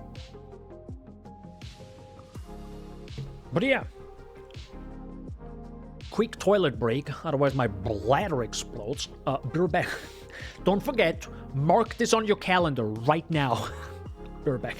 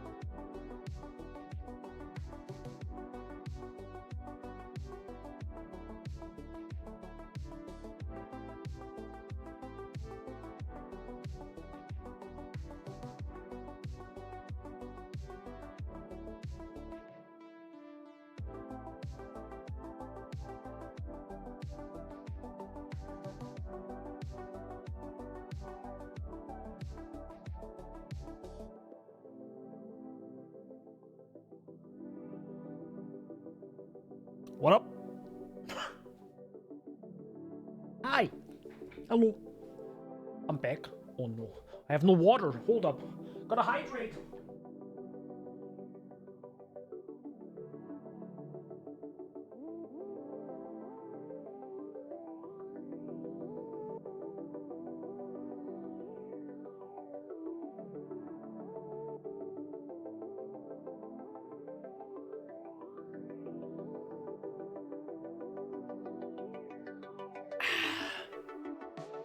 Oh yeah.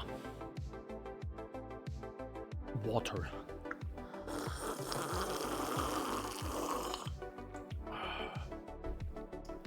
I'm sorry. Just had to.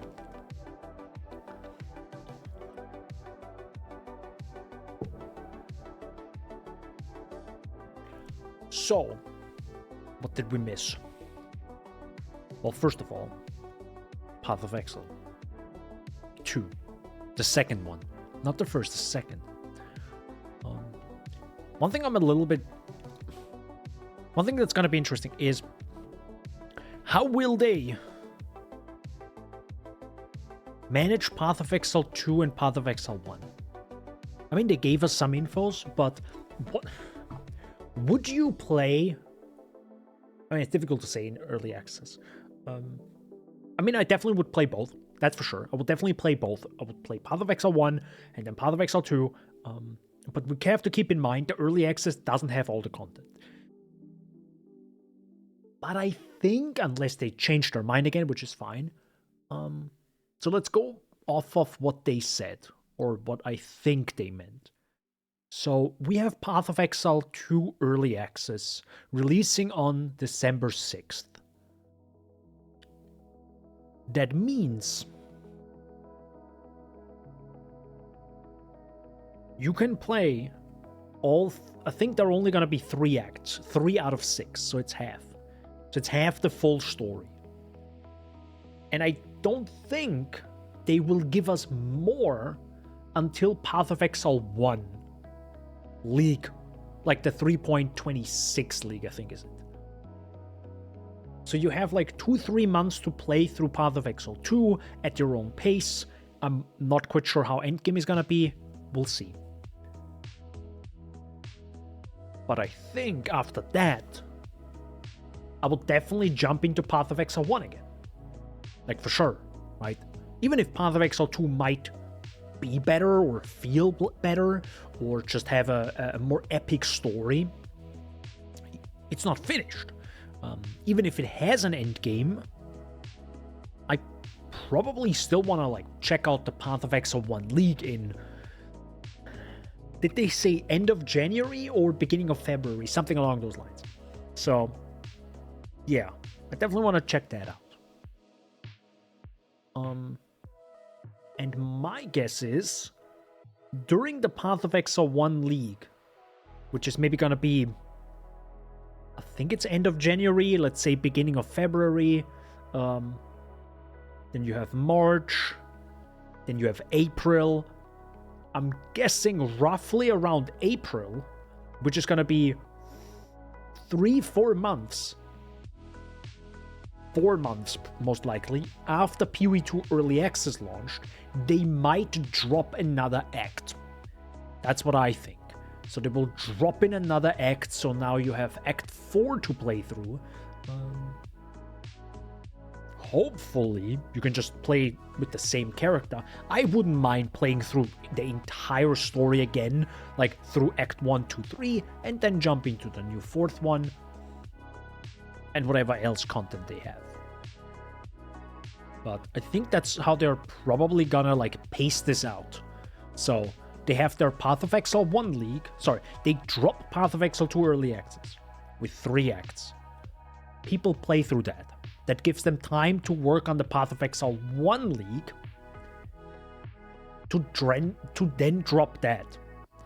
If that is dropped, they can now switch back to Path of Exile 2, finish the next act, and then drop that during the PoE 1 League.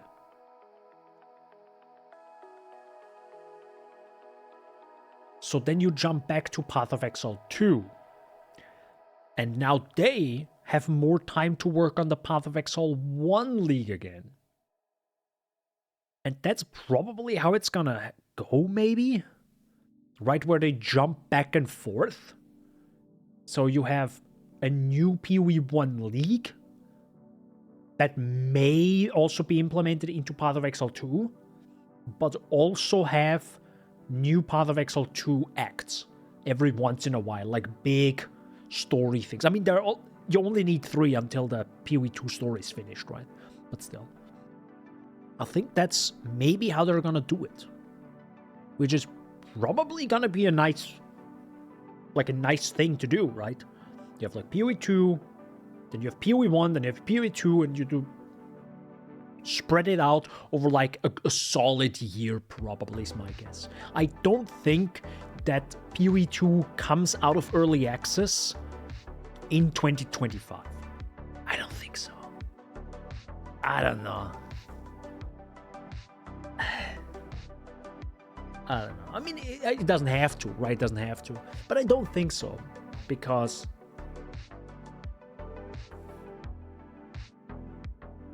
I would be... I mean, the way I'm saying it right now gives them only like 2 months to work on a single act, which is probably not long enough.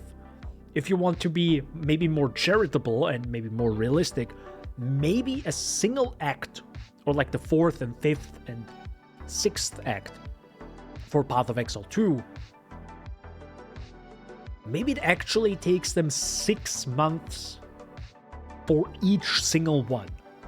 Because if that's the case, you can, which is going to be fine, I guess, right? Because you still have the PoE 1 like league launches, and they maybe spread out the league launches, or maybe even make the league launches now shorter again, because they have more people to work on PoE 1 than PoE 2. Like, depends on how they are managing that, all that. But if, holy heck, I'm like, what the heck? My skin is very irritated. Holy mother of God. The heck? Anyways, sorry. I'm like, it's constantly burning right here.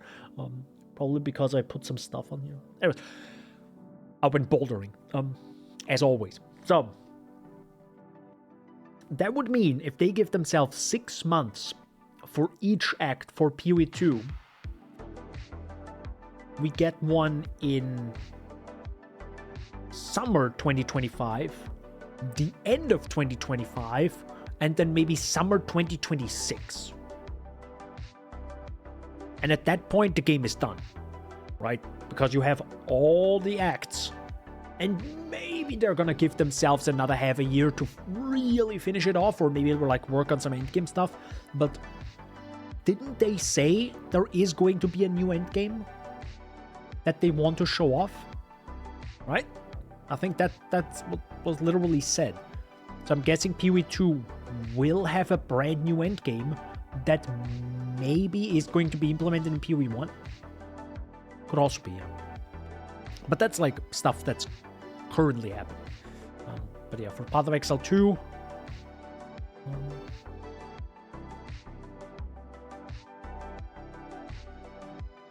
yeah, I'm guessing to bring out every 6 months a brand new act. Then you play through the entire Path of Exile 2 story again. I mean, you don't have to maybe, but you could. Might be a way to do it, yeah. That might be a way to do it. Because that gives them a lot of time to also work on like PoE 1 leagues. Because keep in mind, the only way they make money right now is because of PoE 1, right? So that shouldn't die. Because I'm pretty sure if they don't bring out PoE 1 leagues and microtransactions and skins and whatever the heck, it's right, they're probably gonna like not have enough money. So they still have to like bring out leagues there and experiment with stuff. Yeah.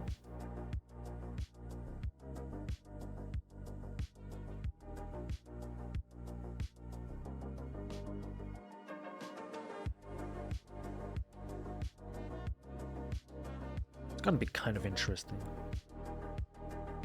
It's gonna be such a wild experience being able to play PoE 1 with like a completely different system and then swapping over to PoE 2 and then swapping back to PoE 1. It's gonna be. Do I have a sound effect for that? Yes, that's roughly what it's gonna feel like. Yeah, it's like a Vine boom sound effect. No, it's probably not gonna be that intense, but still, it's probably gonna be quite something. Because yeah, it's a huge difference. Swapping back and forth, and especially like the gameplay. I mean, we'll see how PoE 2 is gonna feel like, right? With the combos, which look sick AF.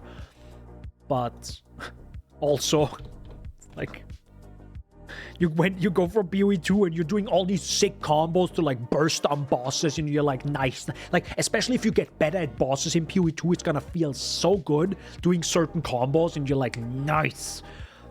And then you go back to PoE 1 and you're like, alright, I'm gonna use my 2 buttons and blast the boss down. It's probably gonna be a little bit less interesting, I guess. Huh. Or, oh my god, this might actually bring more flavor to PoE 1 builds. Because if people love PoE 2 so much, and they like played a lot, they're like in it, right? They're like, especially streamers. Let's go off of streamers and people that make content around the game. Like, they are in it. And I even can see it for myself. Not that I make builds, but still. You're in PoE 2. You're in it. You're gaming. You love the combos. You use the combos. You get better at bosses. You use the combos more frequently. You're like, yes, I'm popping off. And then you switch to PoE 1 and realize it's a different game, of course. Combos don't exist in that aspect. But because you like PoE 2 so much, maybe build creators will try to find ways to make it happen. That could be a thing. Maybe that's gonna happen. Where PoE 1 build creators will try to make more combo heavy PoE 1 builds. I don't know. I mean, the only thing I can really think of is like the Fist of War and Warcry kind of stuff. That kind of gameplay. But if that's gonna happen, I doubt it's gonna happen in January, but maybe the 3.27, when GGG realizes, oh, people love Path of Exile 2, we're really happy about it. But now they also want that in PoE 1, which we didn't think of. How can we make this happen? So maybe they're gonna implement a few more like combo related things into PoE 1 after people really enjoyed that playstyle in PoE 2. It's not necessary, right? But maybe they're just gonna add a few more support skills, and if you use this on top of that, it's gonna do some more interesting things that we've never had in PoE 1. So that would be cool. I would like that. When PoE 2 influences PoE 1 in a positive way. I would love that a lot. Not that it hasn't, or the opposite of way, but that would be cool. I would love to see that. Yeah. That's gonna be kind of interesting if that's gonna happen. I doubt they're gonna change bosses in some form, because that's way too complicated. But skills? Like, it's probably not that difficult to have... Here, have the skill that makes a gas cloud, and then you just shoot a fireball in it. Is it gonna explode? Yes. I doubt that's not possible in PoE 1 right now. The problem is the playstyle of PoE 1 just doesn't support that right now. Because you're just gonna go pew pew, right, and just probably don't care about it. On the other side, it's not 100% true, because Flame Wall also exists in PoE 1, and we definitely use it because it's just good, right? It spawns quickly, and you have already some projectiles, so why not use it more, right? So.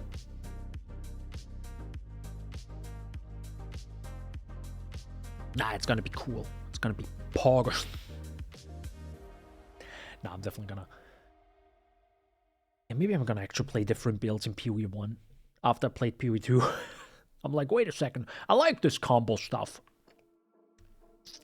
Maybe I'm gonna use it more often. Maybe I want that.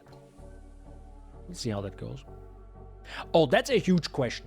Guys, will you play with controller or not in PoE 1? In PoE 2 Early Access? I don't think I will, but I want to try it out. But I don't think my first experience with PoE 2 will be with a controller. I think I'm just gonna fall flat on my face. Going from, mouse and keyboard and 7,000 hours in PoE 1 to PoE 2 with a controller. God, no. God, no. I definitely want to try it out. But, Actually, I don't even have an Xbox or PS1 controller. PS1. Now we're going old school, guy. Yeah, oh my god. Somebody play PoE 2 with a PlayStation 1 controller. Please. Please, please, please make it happen. I don't know how you're gonna make it happen. Make it happen. I would love that. No, like... I don't even have, like, an official controller, but it should be fine. You know what? Screw it. We're gonna try it out right now. The stream is a just chatting stream, by the way. Also, for people who are coming in, PC is soon gonna be done. My guess is tomorrow. My guess is I'm gonna finish this tomorrow. Technically, I have only like a few small cables, and I have to take the GPU out, plug it in, plug the power supply in, plug a monitor in, and it's gone. It's a PC. So, I'm gonna open PoE 2. I'm gonna open PoE 2, guys. What? He has the streamer client. Get him! Mods! Mods, spin him around and delete his PoE 2 launcher. Wait, no, please. So, hold up. I'm gonna... Yeah, I am connected. Input, controller. Xbox controller. No. Okay.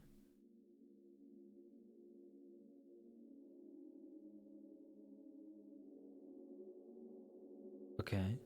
Auto input method correction. Press menu button to play. Okay. Okay. So I guess it understands, because keep in mind, I'm actually using the 8-bit DO Ultimate controller, so it's a bit different. It's not an Xbox controller, but... Holy mother... Sorry, I forgot this is the... this is the character with the mage blood. Okay. God, the UI looks so different.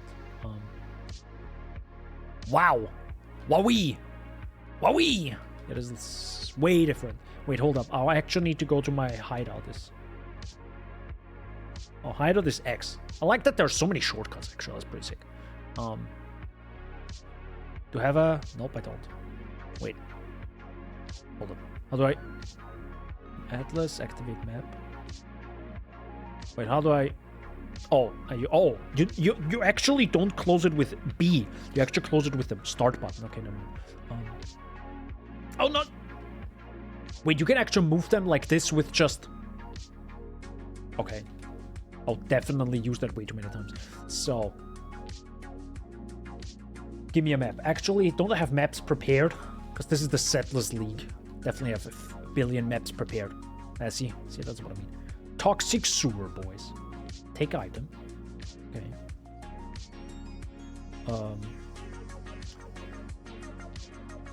Activate map. Okay, I can't do that. So I have to pick it up. Oh my god, that's annoying. Yeah, that's definitely annoying. Oh no. Oh wait, I can just press A?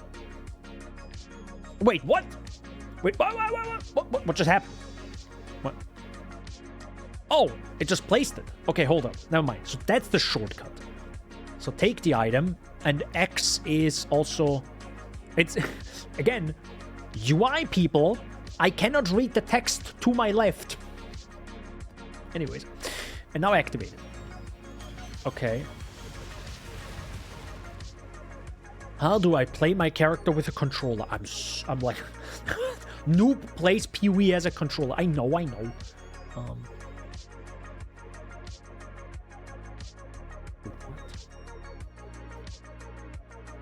Oh no.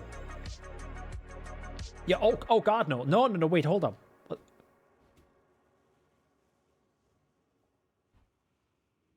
Use alt behavior.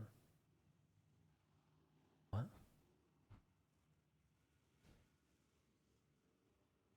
Cycle. Select skills. Oh, okay. So I can just... Yeah. Yeah, okay. I got it. I'm not bad at the video game. No, I'm not. Use skill. Never mind. Okay. And here I want the Val skill. Yes. Never mind, select skill. Okay, so I can now just do this.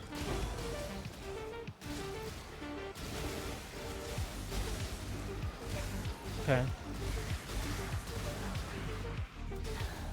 Wait, how do you activate this now? Select? Sir? Sir, ma'am? Sir? Uh-huh. Okay.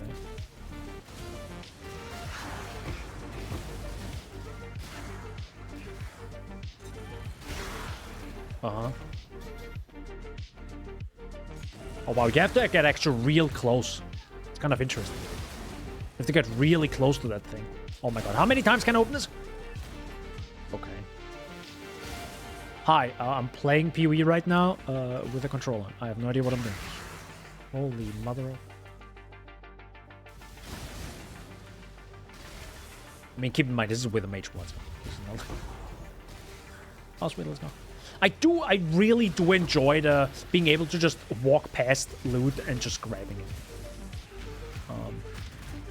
Also, why is there alt behavior? Oh,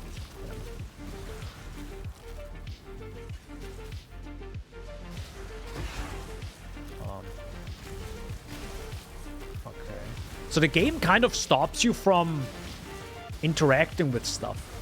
It's kind of interesting.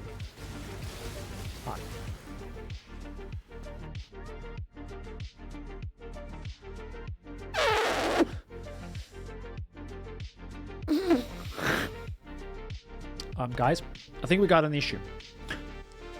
Okay. What are you doing, Daniel? Nothing.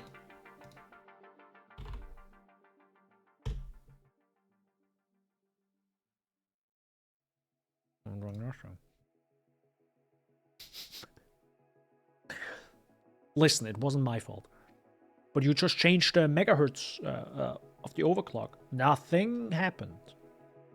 You saw nothing. Yes, I may or may not have overclocked it. To be honest, that's only Path of Exile that had an issue so far. So, I don't know, there we go.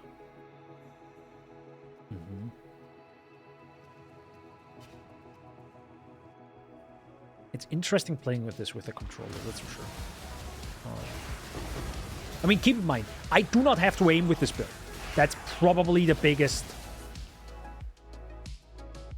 Probably the biggest thing.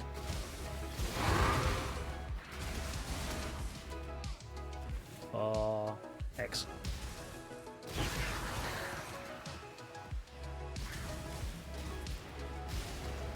Okay. You can't do a drive-by, that's for sure.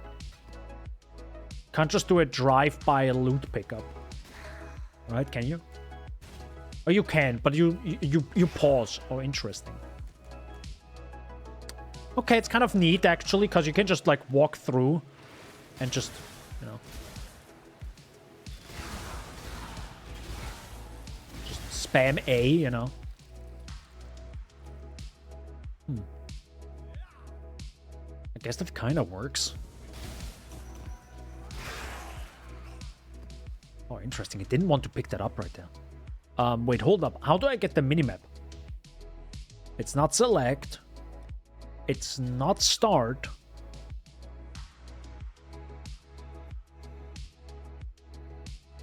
Okay. That's the alt key. Interesting. And you also see your level and current XP and XP per hour. But how do I... Also, mana looks so different. Look how mana looks like. Huh. Okay, interesting visuals. But how do you activate...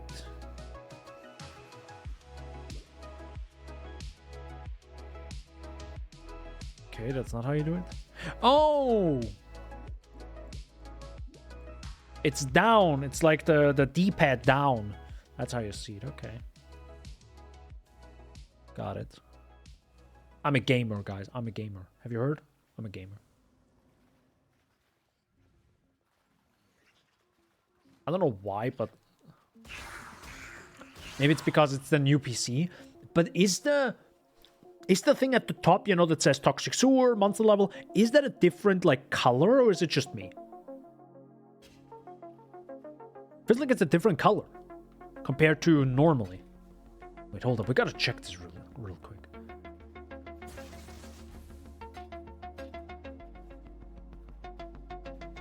Hey, mobs. Hi, guys. So. Oh, dude, Chaos Orbs. I would have liked those. Oh, well. Rip me. Goodbye. Oh, wait. What is actually the shortcut to use portals? I probably have that weirdly turned off. That could be the reason why. Yeah, probably have to turn it off. I can imagine that's probably also one of the D-pad keys. Yeah. And probably also one of the D-pad keys, like up, left, right, is probably the shortcut to stop delirium, for example. That's my guess. Okay, hold up. I gotta go back. I gotta go back to the login screen. And now yes, that is my display. Going back to this. Save. Yep. What's the color now?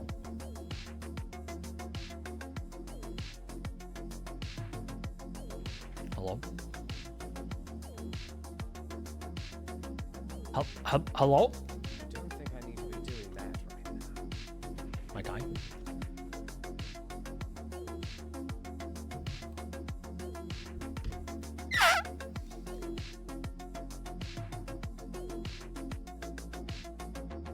Guys, my left click doesn't work.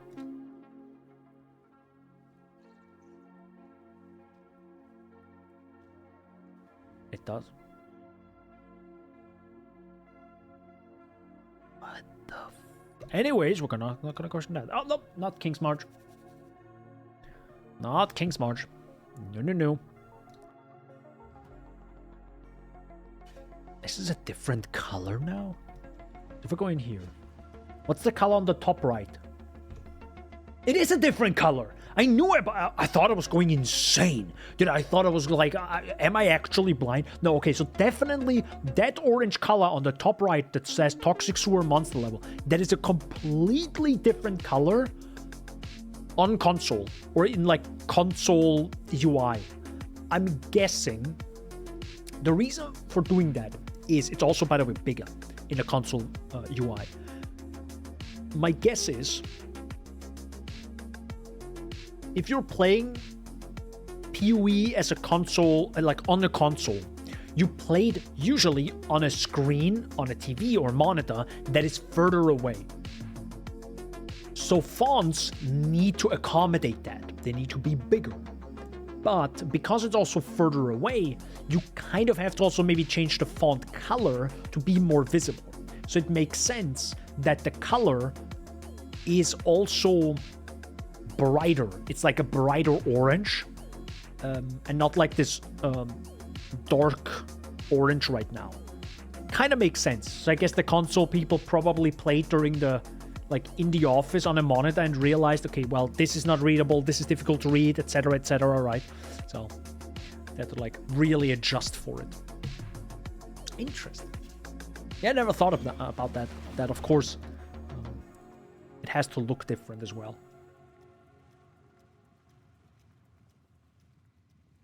By the way, can I just say how sharp PoE looks on 4K?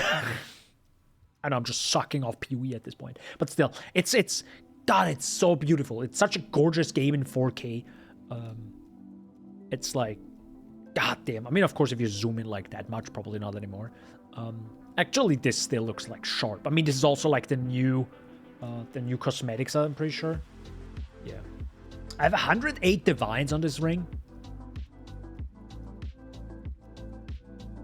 God damn. Anyway, yeah, just looks so heckin' sharp. The entire game. Of course, you sadly can't see it on stream because I only stream in 1080p. But I think you should notice a little bit of, like, a slight difference, right? Maybe. That it's just a tiny bit better. Because keep in mind, I still record the screen in 4K. I just scale it down. Wait. No, wait, I don't think I do. Anyways. Yeah, still. PoE still looks gorgeous in 4K.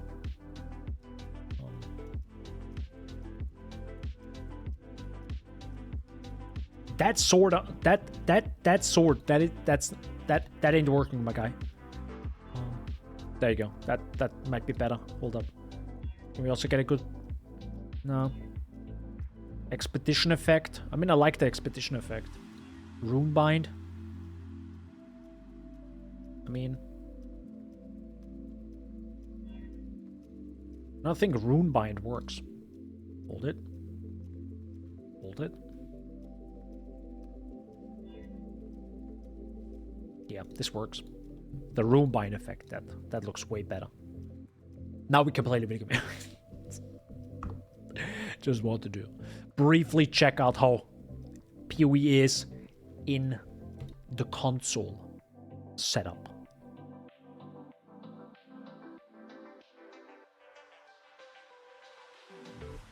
I think the one thing that felt a little bit strange is your character like stopping.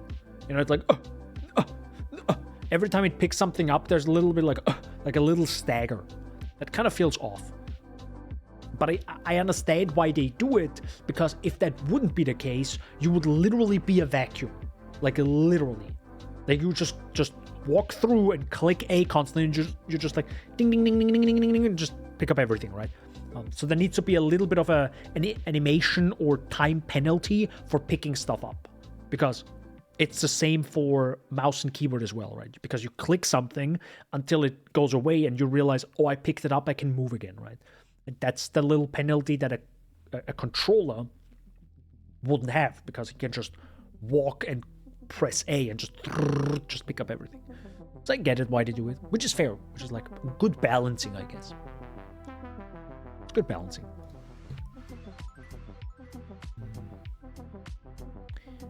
My goodness gracious. My new video that I put out like 2 hours ago or something has a click-through rate of 8.7%. I know this is like nerdy stuff that most people don't care about, but still, kind of insane. 8.7% impressions click-through rate. That means 8.7% of people that see my thumbnail or my video actually click on it. That's a lot. It's cool. I hope people enjoy it at least. They do watch it for like nearly 5 minutes. So I hope they do. Hope they enjoy that. Oh, by the way, I also should mention. So the video I made, which is now linked here, is a video about kind of a meme title.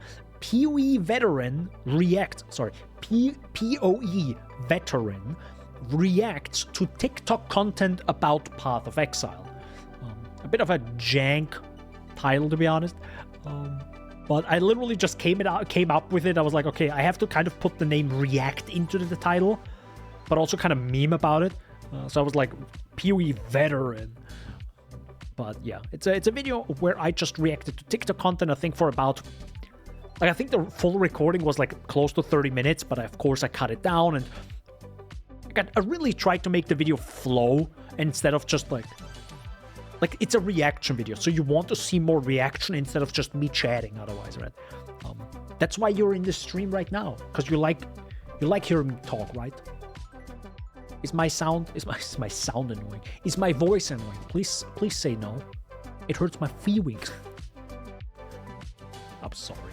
Good. Anyways, the video was kind of fun to make because I rarely do these reaction videos, but I also tried to do a reaction video with nuance instead of just like, "Wow, this is crazy, guys," and then just cut to the next reaction, right? You know, I'm not like SS Sniper Wolf, so or other content creators. Speaking of, Asmongold is in my new video. Just mentioning that. It has no relation to the previous sentence. Anyhow, yeah, I of course, Asmongold is, I think, quite popular with like Path of Exile content because he reacts to it, because he also plays the game. And he made a few TikToks, and I think I reacted to 4 separate TikToks he made, but also one from Pirate Software. Pirate Software, I feel like I swallowed a letter there. It's fine to be fair. It's not like the best content. I wish it would be more nuanced in some way. I think Pirate Software probably had the best content because he actually gave it quite a lot of nuance. But in my opinion, he was also completely wrong in what he said. But if he feels like that, or if that's what he heard and he just repeated it, that's also fine. For context, watch the video. But yeah, other than that, it was a fun video to make. I might make more of these, but it also feels a little bit dirty making reaction content. Be like, hey guys, I just looked at some content and be like, wow, this is crazy. You know, even if I add a little bit of nuance, kind of still feels lazy compared to the other videos. And to be fair, the other videos, depending on how the reaction content, like how many views it will get, we'll see. My other videos that I made, they got quite a lot of views for my small channel, like 2,000 views, 2,700 views, 2,900 views. So clearly well-edited videos with a I don't want to say well-written script, with a script, clearly get more views on average than maybe something that I just throw out, right? I definitely wanna keep at that. But I also wanted to mention, like, goodness gracious, that reaction, that content was a little bit. I kind of wanted to react to it. I don't know, I had this idea because it is easy content, and I really wanted to work on it. But also give my 2 cents on the matter of how Path of Exile content maybe or could be improved on TikTok. Because even if I'm not a TikTok enjoyer, I don't watch TikTok content regularly at all, actually.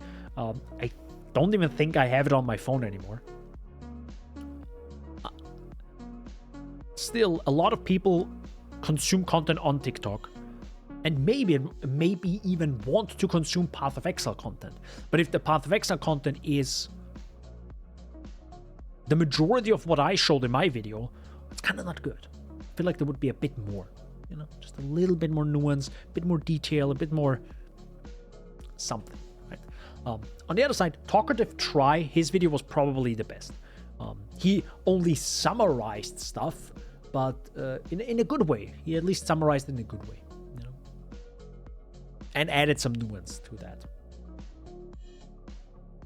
Oh wait, there's a hold up. We got a comment, boys. Is that actually okay for show comment? I think it's fine, right? They publicly posted a comment, so I can show that comment, right? I think it's gonna be fine. So someone commented on my new video. How large can I make this? There you go. Now it's like extra large. Good lord, that's large. Hold on, I'm gonna zoom out again. So, Atlas Tree should be introduced as choose the mechanic you like the most to improve it. The Atlas Tree is way simpler. The Atlas Tree is way simpler and shouldn't be scaring people as the skill tree does. I also feel great during the campaign having that damn feeling when you get another slot of support or a unique and makes your build start clicking. It feels so good. Great video, bud. Do a bear roll. I actually never heard that. I like that. I might steal that. Do a bear roll. A barrel roll. A bear roll. Do a bear roll. It's difficult to say that. Bear roll. A bear roll.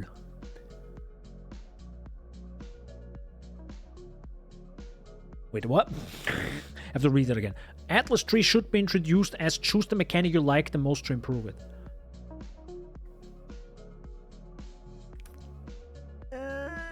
I think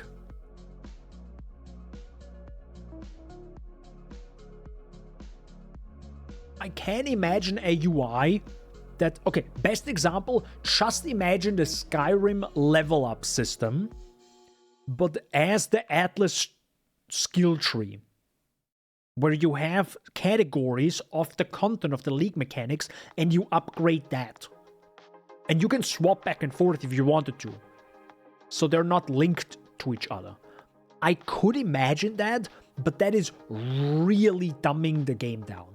And to be honest, I love the style of the Atlas tree, right? This big tree with the 3 bosses in the background, the 3 major bosses.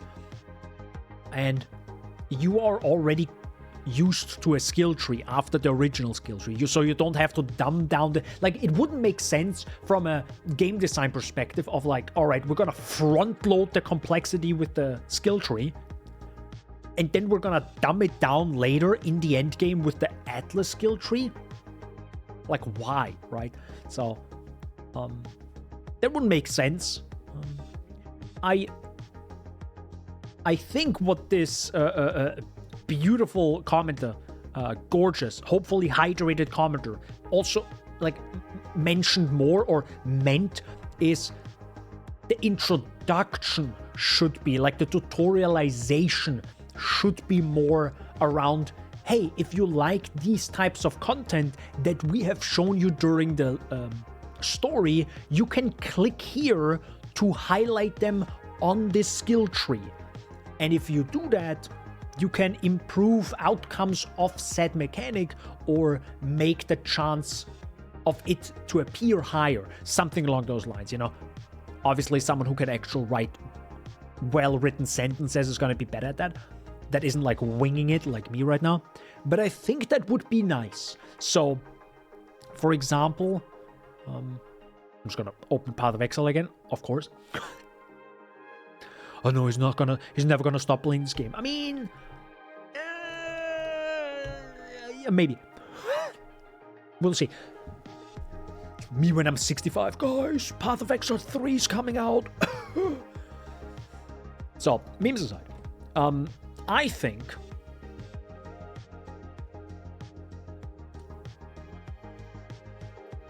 if you had the option on the left side or right side, I mean not here, but I think the left side could be a little bit more filled up. You can probably use this side of the UI a little bit better by actually giving giving the player maybe the option of clicking specific things. So for example, the league mechanic plus the icon to it, and then you just click it and it automatically highlights everything.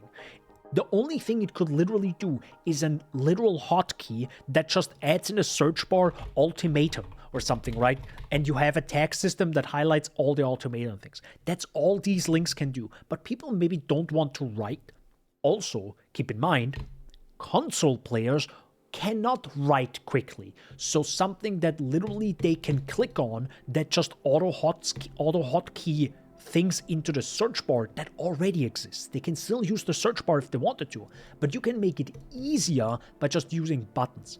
I think that's what this maybe a commenter mentioned, as in the introduction, the tutorialization needs to be better of the Atlas skill tree. It doesn't need to be dumbed down and like split apart like a Skyrim's skill tree into like each league mechanic. It can still be all in one, and I love the look of it.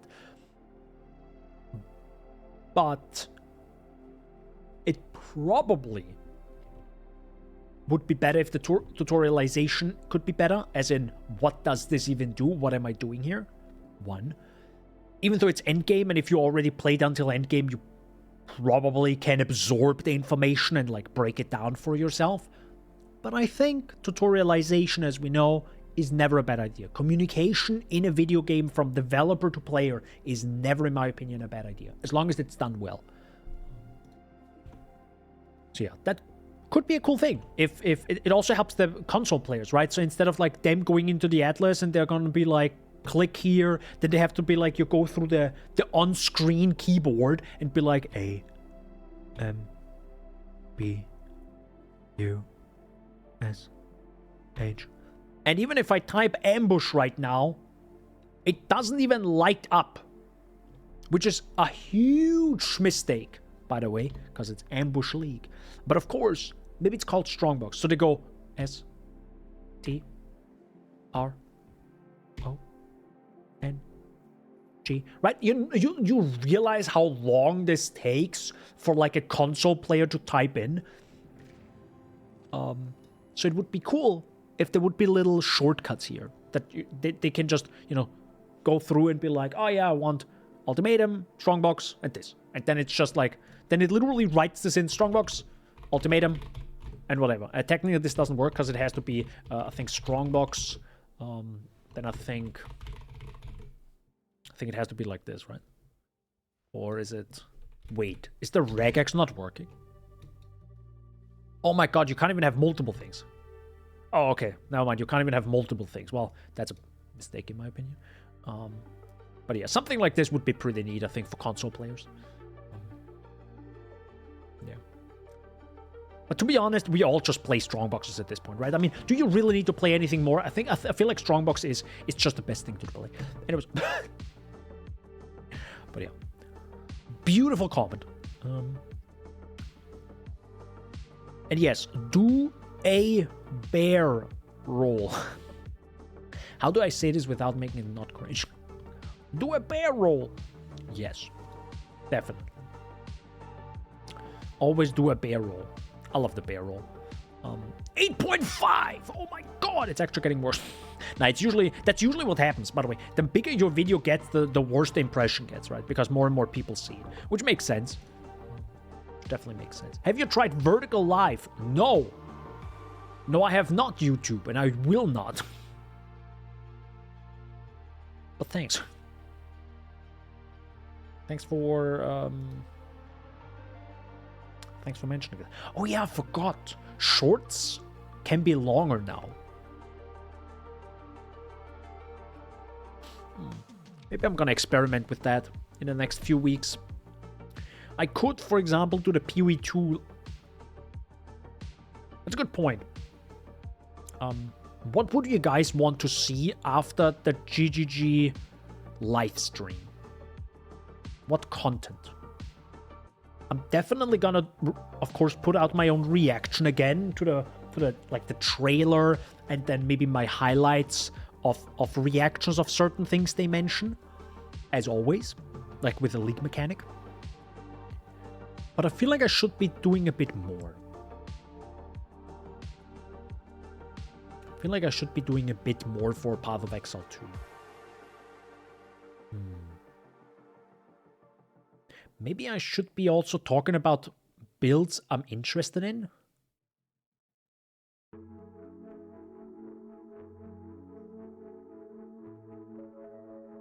I can write it down, right, and just focus on that.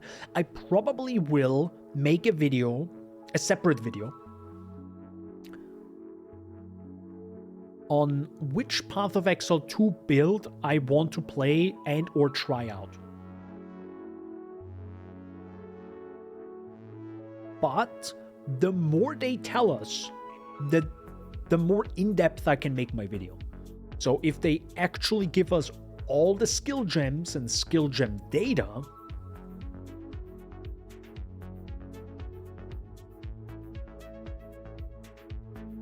well, we don't have context. It doesn't really matter, actually. It doesn't even matter. I don't care about the data. I care about what the skill does, and even like support gems that I can then use it with. That's, I think, that's what matters. So if we can get that, maybe pausers. If we can get that for Path of Exile 2, that would be interesting. I think that would be what I would make a video around, or off of. Off of? Is that the right word? Yeah, I definitely want to make that happen after the reaction. I think this is gonna be fun. But I feel like I should make one more video. I feel like I should make 3 videos after that GGG live stream.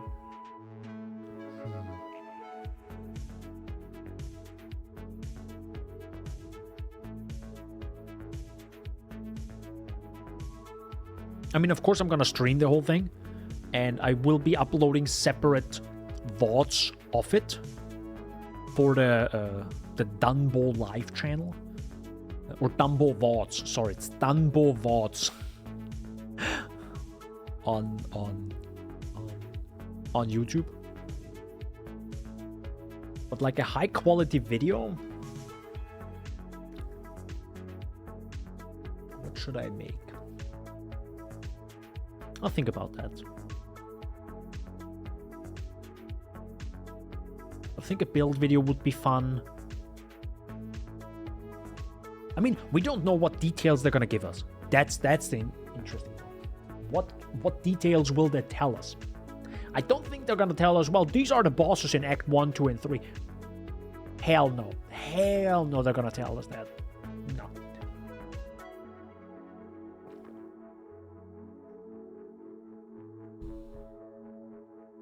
No way. No way they're gonna say that.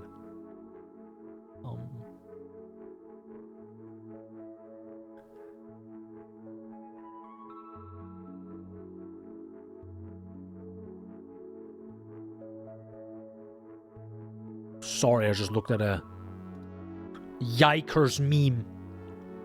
Holy heck. That's a... Bruh.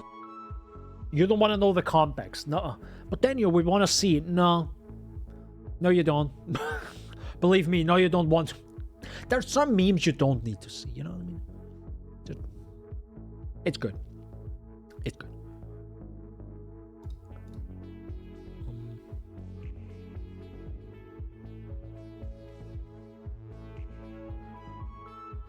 It's actually insane. In 4 days.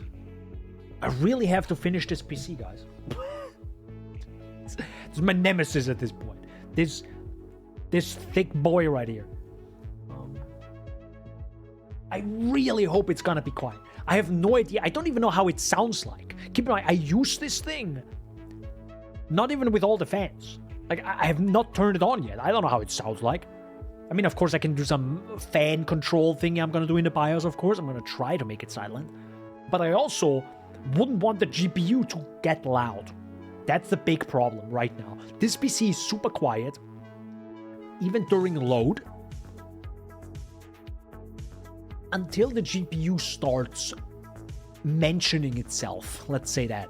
It's getting real loud. At least now I have it managed that it's loud on average, but at least it doesn't, or rarely does, the like fan speed to 100%, just to cool itself back down again. So now it's just like loud all the way through. And if I can like lower that by a few decibels, because this case has like, yes, it has fans, a lot of them, like a lot of them. I hope I can make the GPU quiet. That's the one reason why I wanted a big ass case, because I wanted to slap in a lot of fans, right? Just a bunch of fans, a bunch of intake fans, and just give it all the air, right? And then of course the fat radiator that will cool the next 17 generations of CPUs probably. I mean, genuinely, if this thing right here, this radiator, cannot cool certain CPUs in the future, we got an issue, bro. Like, CPUs will reach like 200, 400 watt TDP.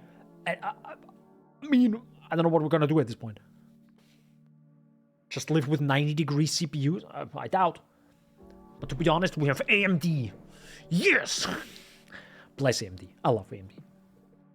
Like, let's just lower the wattage and still have like the best performing CPU. How do we do it? Magic. CPU magic. That's what happens at AMD. They just like sprinkle a little bit of like magic dust on it, and the CPU is just like pog. Bruh. There you go, you're welcome. Even I cringed inside and outside and left and right. I cringed everywhere. No, memes aside, bless AMD at this point. Just God, AMD is sick. Unless the 9950X3D. If that's gonna be good. That's gonna be good. I'm gonna guys, I think I have to upgrade. Oh no, Daniel's buying another CPU, guys. Just somebody stop his bank account. No, listen, guys. It's just that I need the 3% FPS increase.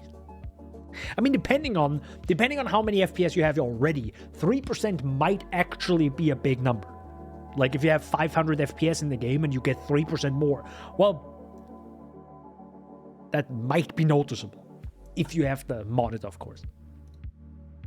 Well, to be honest, are there 580 hertz monitors, by the way? Let me check.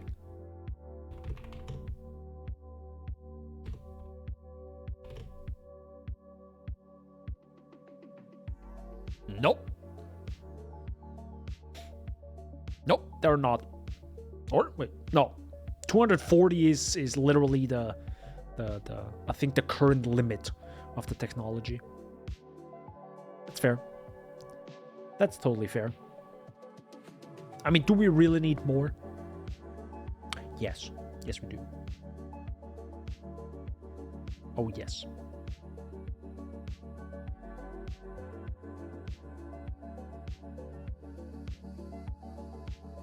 Sorry, I'm looking at monitors right now. I have my monitor. I love this thing. I love my monitor.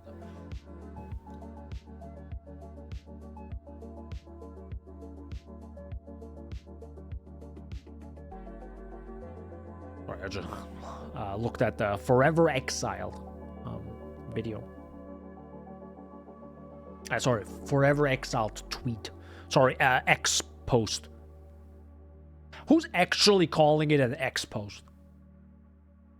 We're still calling it a tweet, right? It's still a tweet at this point. It's like we all know what I mean when I say tweet, right? That's the thing. If I say X post, it's just like what? And you might understand it, but we all instantly know what tweet means. It's immediate.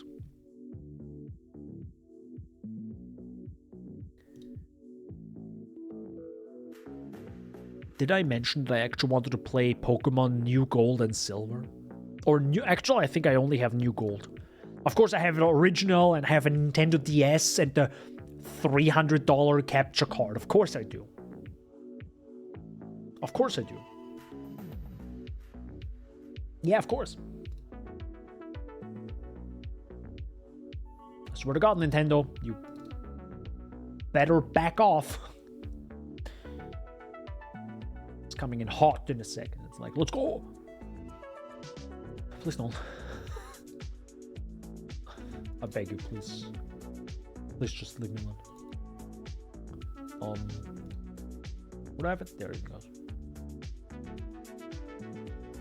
Oh wait, no, that's Omega Ruby.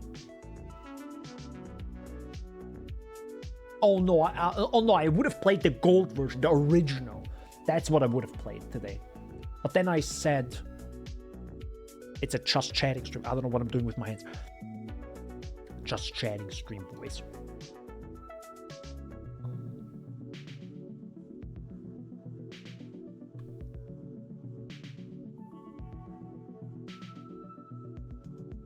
I wonder if we can do this next stream. I could do this next stream, sure.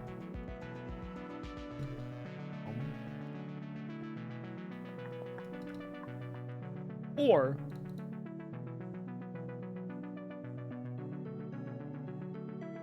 I could also do a Hollow Knight rando. I usually do those offlines right now. I literally don't know what game to play. Like my brain is so focused on PoE2, it's like I can't play anything else. Actually, I did play a little bit of oopsie, I'm very sorry. I did play a little bit of oh god, what is it? Blasphemous 2. If you're wondering, Daniel, what are you doing? I'm setting up the monitor right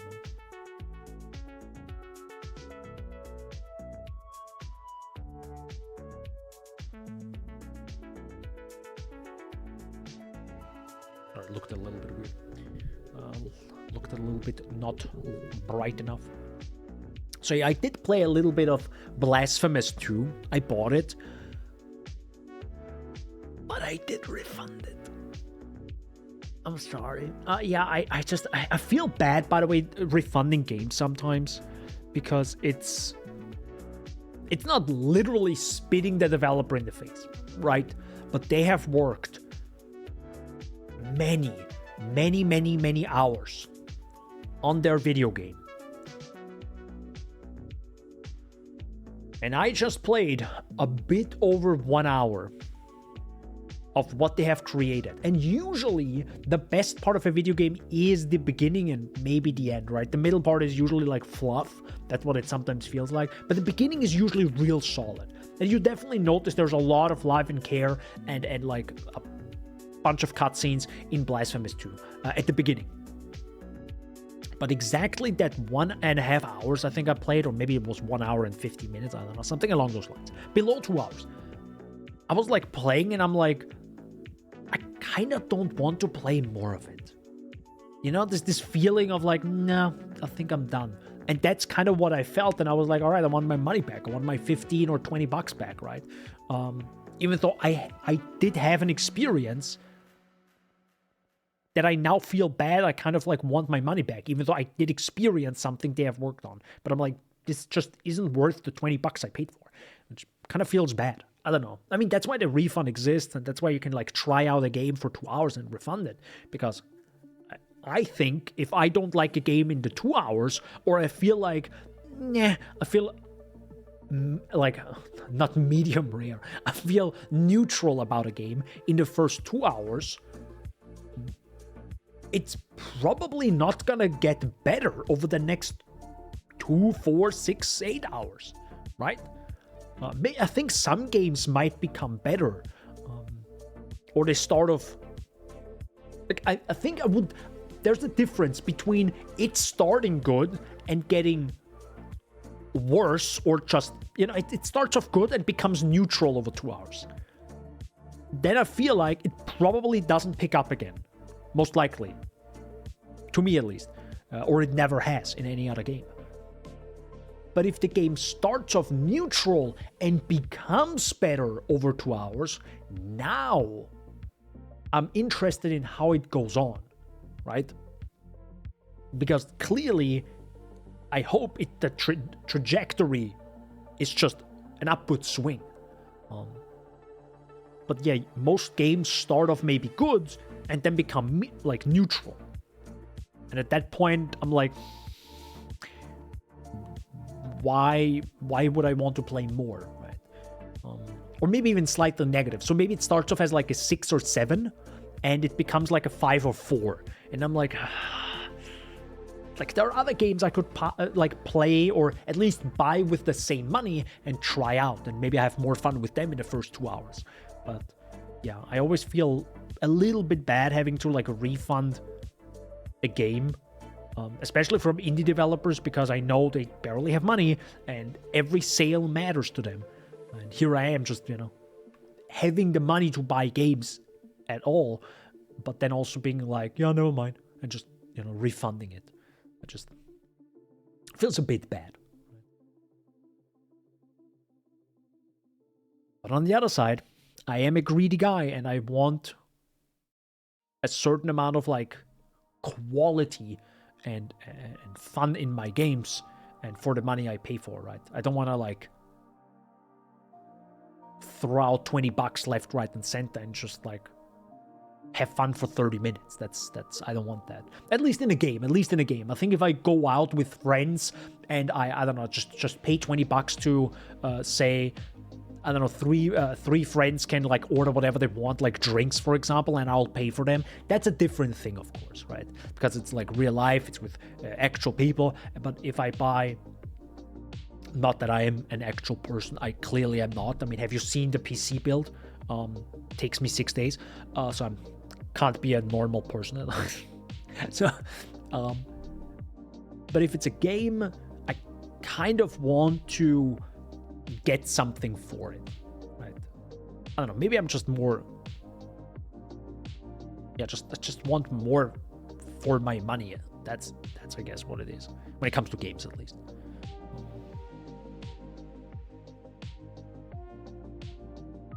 Cinema is definitely also not for me. Hell no. Nope. Cinema is definitely not my thing. That's expensive. That is expensive. That is expensive. That's for sure. Like if you compare like going to the cinema. Do you say cinema? Going to a movie. There you go. Going to a movie and paying like, what is a movie right now? Like $15? Probably $15. To watch a movie for 1 hour, 1.5 hours to 2.5 hours. And you buy an indie game for half that price. Or sorry, for that price, during a sale, you probably get way more hours out of it, right? Like hours off. That's the thing where I'm like, I'm sometimes okay with games being shorter, but much, much better compared to games that are way longer and just like, it was fine, right? That's pretty much what I had. I had the first half, I think, of Assassin's Creed Valhalla was that, where it's like kind of okay. Sure, you know, it's like new experience, you know, new story, new characters, new different like skill system. But then it's quickly turned to like, yeah, I don't know if I like this anymore, right? And you just play for the sake of playing it. So, yeah, that was definitely Assassin's Creed Valhalla to me. Not like a bad game, but it was fine. It was fine. But again, that also costed way more. Yeah, it's a difficult thing. That's actually, I probably mentioned this last week, now that I'm also in Notion right now checking the stuff. I did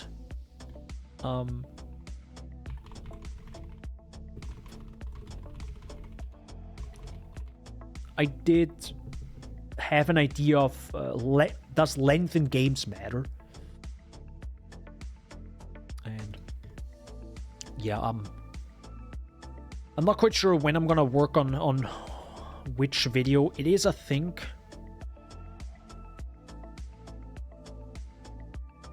oh yeah, I changed that name.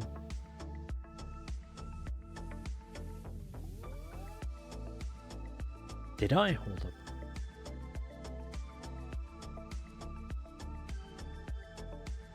Yeah, I changed it.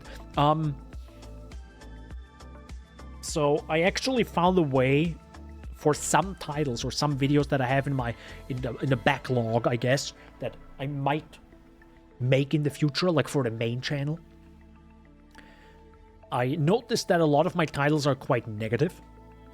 And funny enough, I am the guy that doesn't want to be negative and tries to actively not consume negativity for the sake of it. But then I make videos about that, which can come across as very negative, right? It's like, yeah, a lot of the videos on the main channel were kind of negative, right? It's like, this quest in No Man's Sky ruined the game for me or something along those lines, right? It's like clearly negative. So the title of Does Length in Games Matter already has, I think, quite a negative, what's the word, connotation to it. Or it comes across as a little bit negative, or you come like reading that and seeing my face in a thumbnail, you would kind of see maybe there's something there, right? It's just some negativity. And I changed that title now. I'm not saying I'm gonna make all these videos, but the title is now The Ultimate Guide on How to Buy a Game. And I think that sounds way more positive, right? Because the video about does length in games matter, in my opinion, yes, it would. But now I don't need to focus an entire video on why it matters. I can just briefly mention it in the Ultimate Guide video on how to buy a game, but then focus on the positive stuff. On like, okay, how do we make this now, right? Or why would I even make this guide? Because length in games matters to me, and a game that is like $20 and is 5 hours long could feel a little bit bad, but if it's a great experience, that's awesome. And a few other points, of course, so I make like 3 points, and then I actually give the guide on how to find games that you might enjoy, right? So it's a very positive thing that you can take away from it. So I turned like a negative thing to a positive one.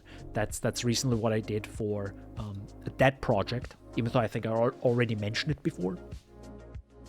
And another thing, I think it was this one. Yes, so again, very negative title is Being the Chosen One in games sucks. A bit of a strange title, to be honest. So, I don't like being the chosen one in games. That just sucks, right? Where I think the best example is like Cyberpunk and Starfield. You are the chosen one, and I'm like, oh my god, I'm dying of cringe here. I hate it. Path of Exile, Hollow Knight are the two amazing examples where you are not the chosen one, and you actually struggle and, you know, try to achieve something. Right? I love that a lot. I love this type of storytelling. But again, the title would have been Being the Chosen One in Game Sucks. Again, a very negative title. I mean, negativity does, I think, get in general more views. But of course, if I want to be not abusing that, and I want to spread more positivity than negativity, or at least maybe criticism, but with nuance, that's also fine. But I definitely shouldn't come across negative. So the title, the better title in my opinion now, is I love not being the chosen one in games. It's literally the same video, right? Being the chosen one in games sucks, and I will explain why. And I will explain why I like not being the chosen one. Well, why don't I just change the title to be positive? And that's what I just did. I just changed it to I love not being the chosen one in games. So, that's just a massive difference on how the video comes across, because I can make the thumbnail more positive, I can make it exciting, I can make it fun, I can edit the entire video to be more positive, right? The music choices can be more positive as well. They don't have to be constantly like drowsy and boomy and negative and just like because it has to. That's the difficulty I have with choosing music, because I think I want to be positive, but I am talking negatively about something, and I can't just be like ukulele moment. I can't do that, right? But if I talk positively about something, and I'm like, man, I love that Path of Exile does this, and I love how Hollow Knight does that, and I actually mentioned Spider-Man Remastered, which is, I think, a good middle ground, and I also can talk about like positively about that game, I can actually use more upbeat music. It doesn't have to be like ukulele, but that just makes, God, it makes it so much better.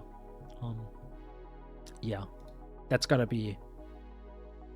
just something I did, I think maybe like when did I do this? November 3rd is when I changed the title for this. So yeah, it has been like 2 weeks already, but that's a huge difference, and I hope I can make this a lot more. Best example, I still have it negatively there. Anime games are trash because they are.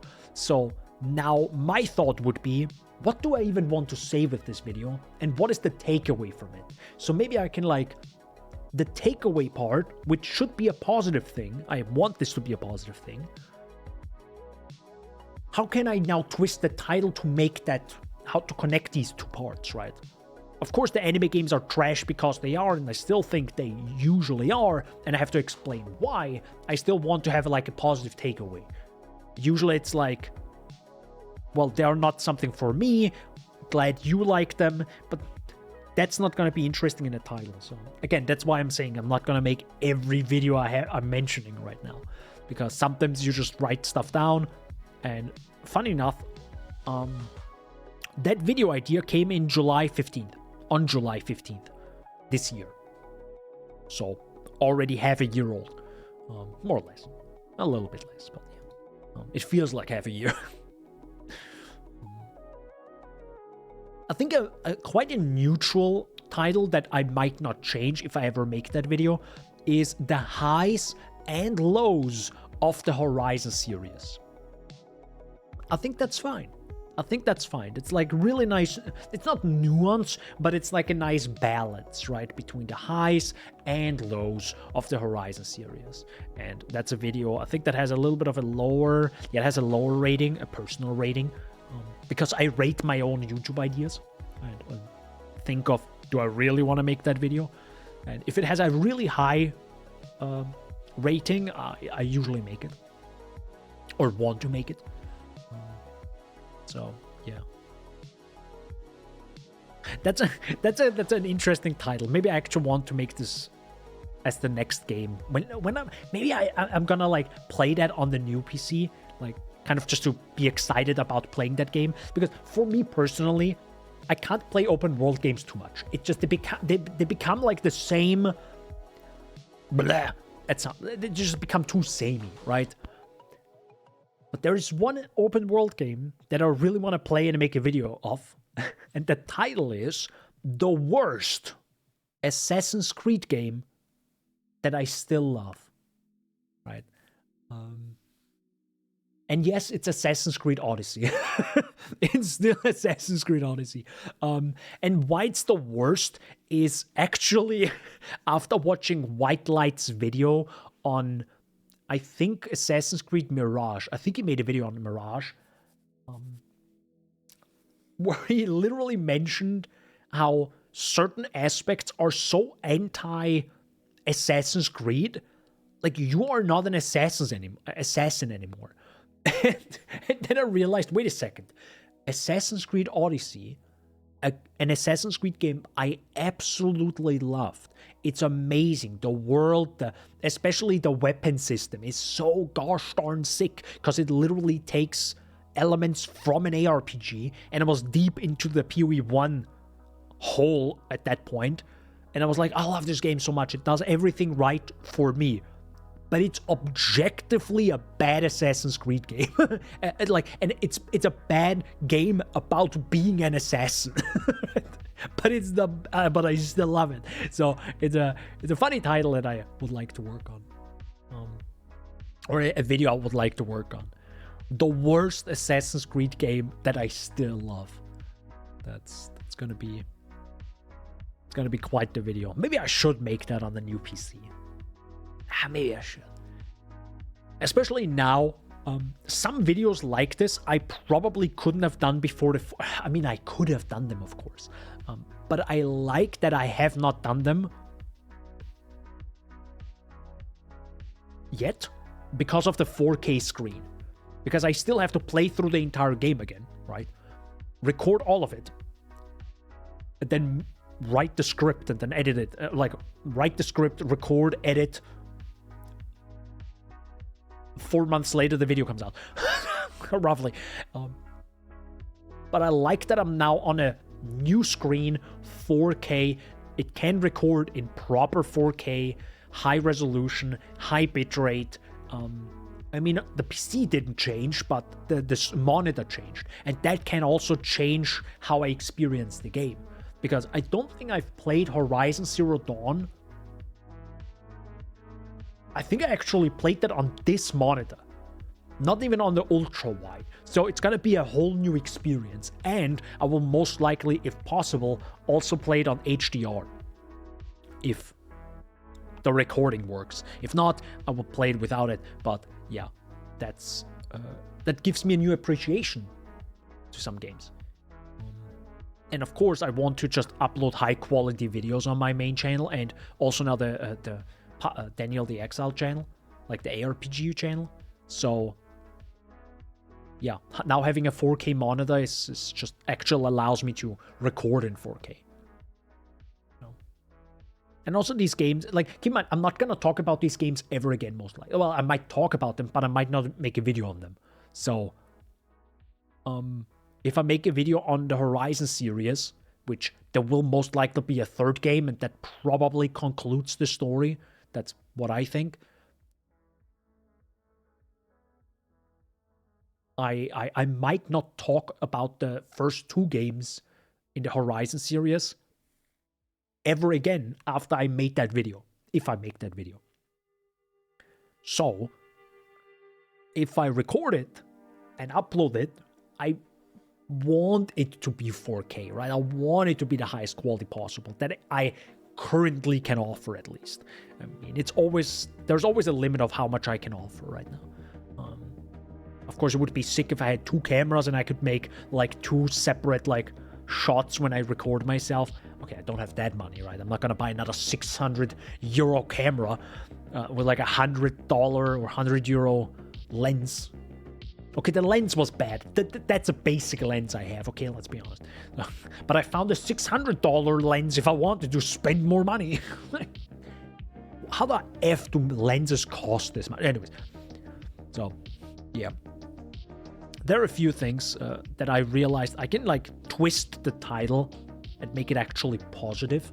I can still maybe talk about like negative experiences at the start of the video that made me want to make this video, but then turn to a positive, like take the positive route. Because usually it comes from a negative point, right? And then you see it the other way. Best example is the does length in games matter? Clearly comes from a negative experience of having paid $25 for Animal Whale, and after 4 hours I'm done. And I'm like, what the flying heck just happened, bro, right? But now I can take the positive route and be like, well, I learned I want more. But how can I figure that out? Right? How can I find out if games are worth the money for whatever price it is, and also give me a certain amount of hours that I want from that price point?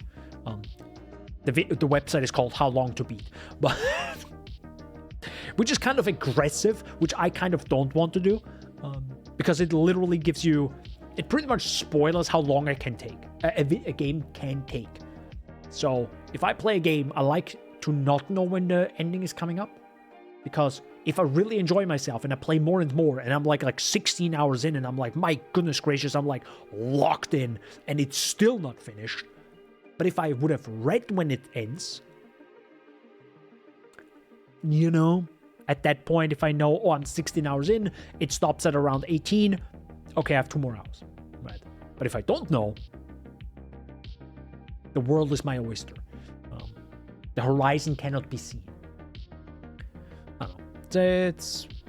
It's an interesting thing.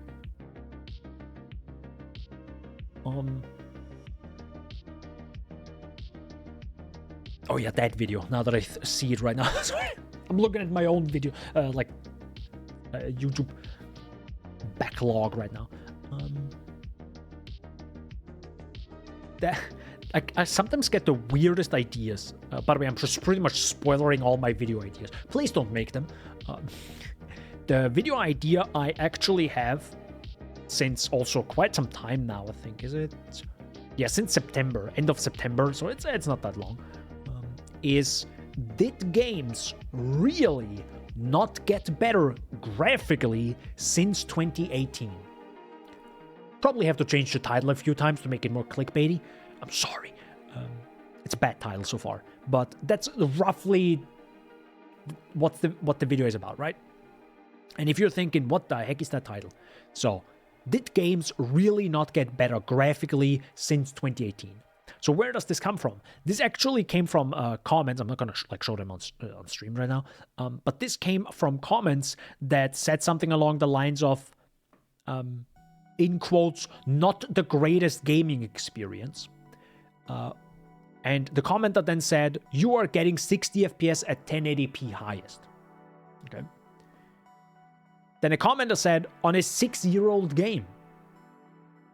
We have 2024. And then another commenter said, games didn't get much better from that point, honestly. And that conversation, which was under a video, I'm not mentioning because I'm evil. No. That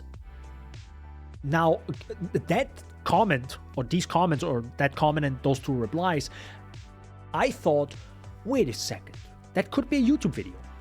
Did games really not get better since 6 years ago? Like, genuinely. Of course I have to what games didn't get much better from that point, honestly, is the comment. What does this mean? The video was, or the original comment was mostly about visual fidelity, right? And greatest gaming experience, 60 FPS, 1080p. So it's more of a visual thing.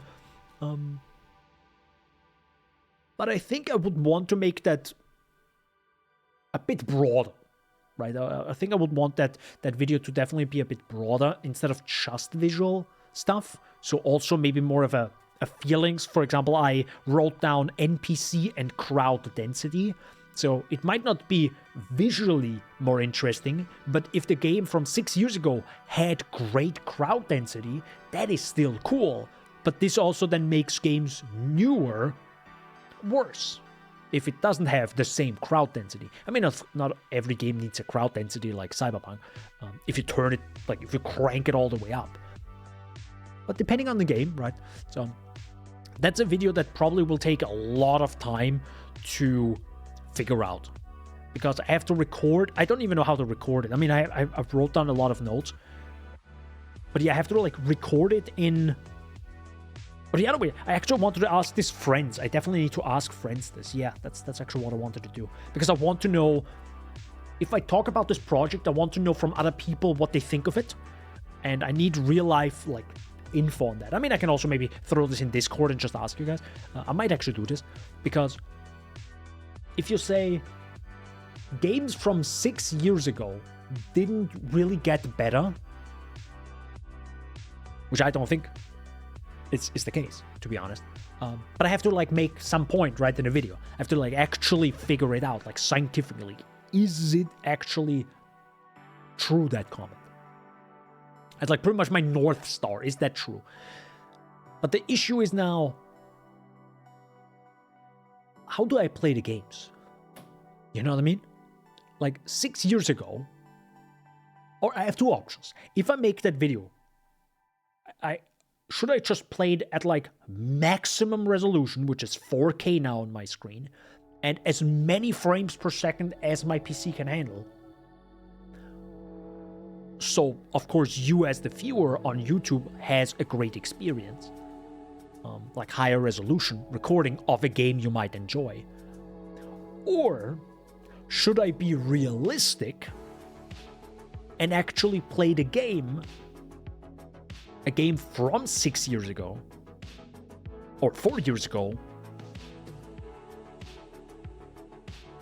the way it was most likely played? So I can probably go to the Wayback Machine and check the data on the average resolution during that time, 6 years ago. Probably 1080p. But should I play the game now at 1080p? Because the point is to show the best the game could look like, even if it's 6 years old. Like, that's what the game from 6 years ago looks like at the high end, compared to a game nowadays at the high end. At a minimum of 60 FPS is my thing, right? Maybe that should be like, it's a difficult thing, right? I'm just chatting right here, but like, I mean, this is a just chatting stream. But yeah, this is a difficult thing where I have to kind of decide, what do I want the video actually to be? Because there needs to be some sort of minimum and maximum, maybe. Otherwise, it's not really scientific, I guess. I could, for example, say, okay, how about we just lock the game to 60 FPS? That could be fine, right? We could play it on 4K, 60 FPS, and what about the graphic settings? Maybe I just set everything to medium on every game. Because every game has a medium setting, but maybe not every game has an ultra setting. Right? That would already like change the variables too much. Because some game might have ultra because they just want to look the best, but might offer worse frame rate because of that, or back then. But yeah, maybe that's a way to do it. 4K medium graphic settings, no ray tracing, because, you know, 6 years ago you might not have had ray tracing to begin with.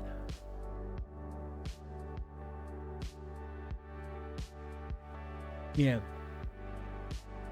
But the point is, did games become better? Not only visually, but still as a bare minimum, like 4K, medium, 60 FPS, locked the game, you know, like locking it at max 60. It's difficult. It's like, I don't know where to even begin with that project. It's an interesting thing. I don't know. But, you know. Do you have any thoughts, any ideas? definitely would love to hear that, because again, you know, the video is not for me, it's also for you. Like, if you would hear about this video project, how would you think the video would go, right? That's also sometimes that's actually one of the questions I ask myself when I work on a script. Is like, what would the viewer that sees that thumbnail and that title, what would they want? Like, what do they think the video is about? And the questions the viewers has, I have to think of these questions and answer them in the video. And hopefully the viewer had those questions and I answered them for them. Because I can't ask you what questions you have when reading the thumbnail and title without having made the video. So I have to think of this before. So it's not just like, oh, let me just quickly make a video, guys. Unless it's TikTok cringe. Well, I made a video of that, you know. It's just that's poggers content. Yo, I love TikTok, guys. Oh my god, I'm on there 12 hours a day. Please don't. Actually, just maybe get off that. To be fair, it's probably not a good thing. 12 hours binging TikTok. That's a big yikers. Memes aside, I think after 3.5 hours, I deserve to eat some food again. But I'm not gonna do this live. Otherwise, I will have some cringe gifs made of me, just like eating. That's just, I don't want that. So I have to sadly go now and make bread. I mean, I'm eating very healthy. Actually, I might actually get some salad. This PC, this beautiful PC. Bro, the camera doesn't know where to focus. There you go. This beautiful PC, as you can see. There you go. It's gonna be done sooner than later. It's gonna be done sooner than later, I swear to God. I'm also most likely going to, like, make some fancy shots of it. Maybe I'm just gonna put it on the table, you know, just clean it up, and I'm gonna just show it off a little bit for the sake of maybe some B-roll I need in the future. I don't know, just for, like, PoE 2. Like, when I make my big PoE 2 video of, like, first impression, I can be like, I played this on this PC that I built myself. Isn't this cool? Alright, let's actually get to the gameplay. So, that's probably what the video is gonna be. Thanks for being here, genuinely. Like, I'm just rambling. I like rambling, as you can. I can talk. I can talk a lot, as you can see. Notice here.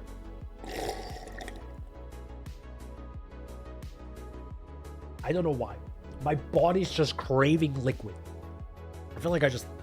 Actually, I ate a pizza with lots of cheese. I think my body's just, like, trying to flush the cheese out. Like, bro, I need water. Holy... I'm clogged up, boys. I'm gonna clog. You know what else I'm gonna clog later? The toilet. All right, now it's cringe. Bruh. Cringe. Good. Thanks for being here. Hope you enjoyed the stream. If you did, follow for more cringe like this. Memes aside, I'm gonna do a video. I'm gonna do a stream at around 8 p.m. So whatever time it is right now for you, think an hour and 30 minutes later. That's when I'm going to start streaming on Thursday for GGG's live event talking about Path of Exile 2 and Early Access. Be there. Sorry, the microphone. Be there or be square. Goodbye. Stay hydrated. I'm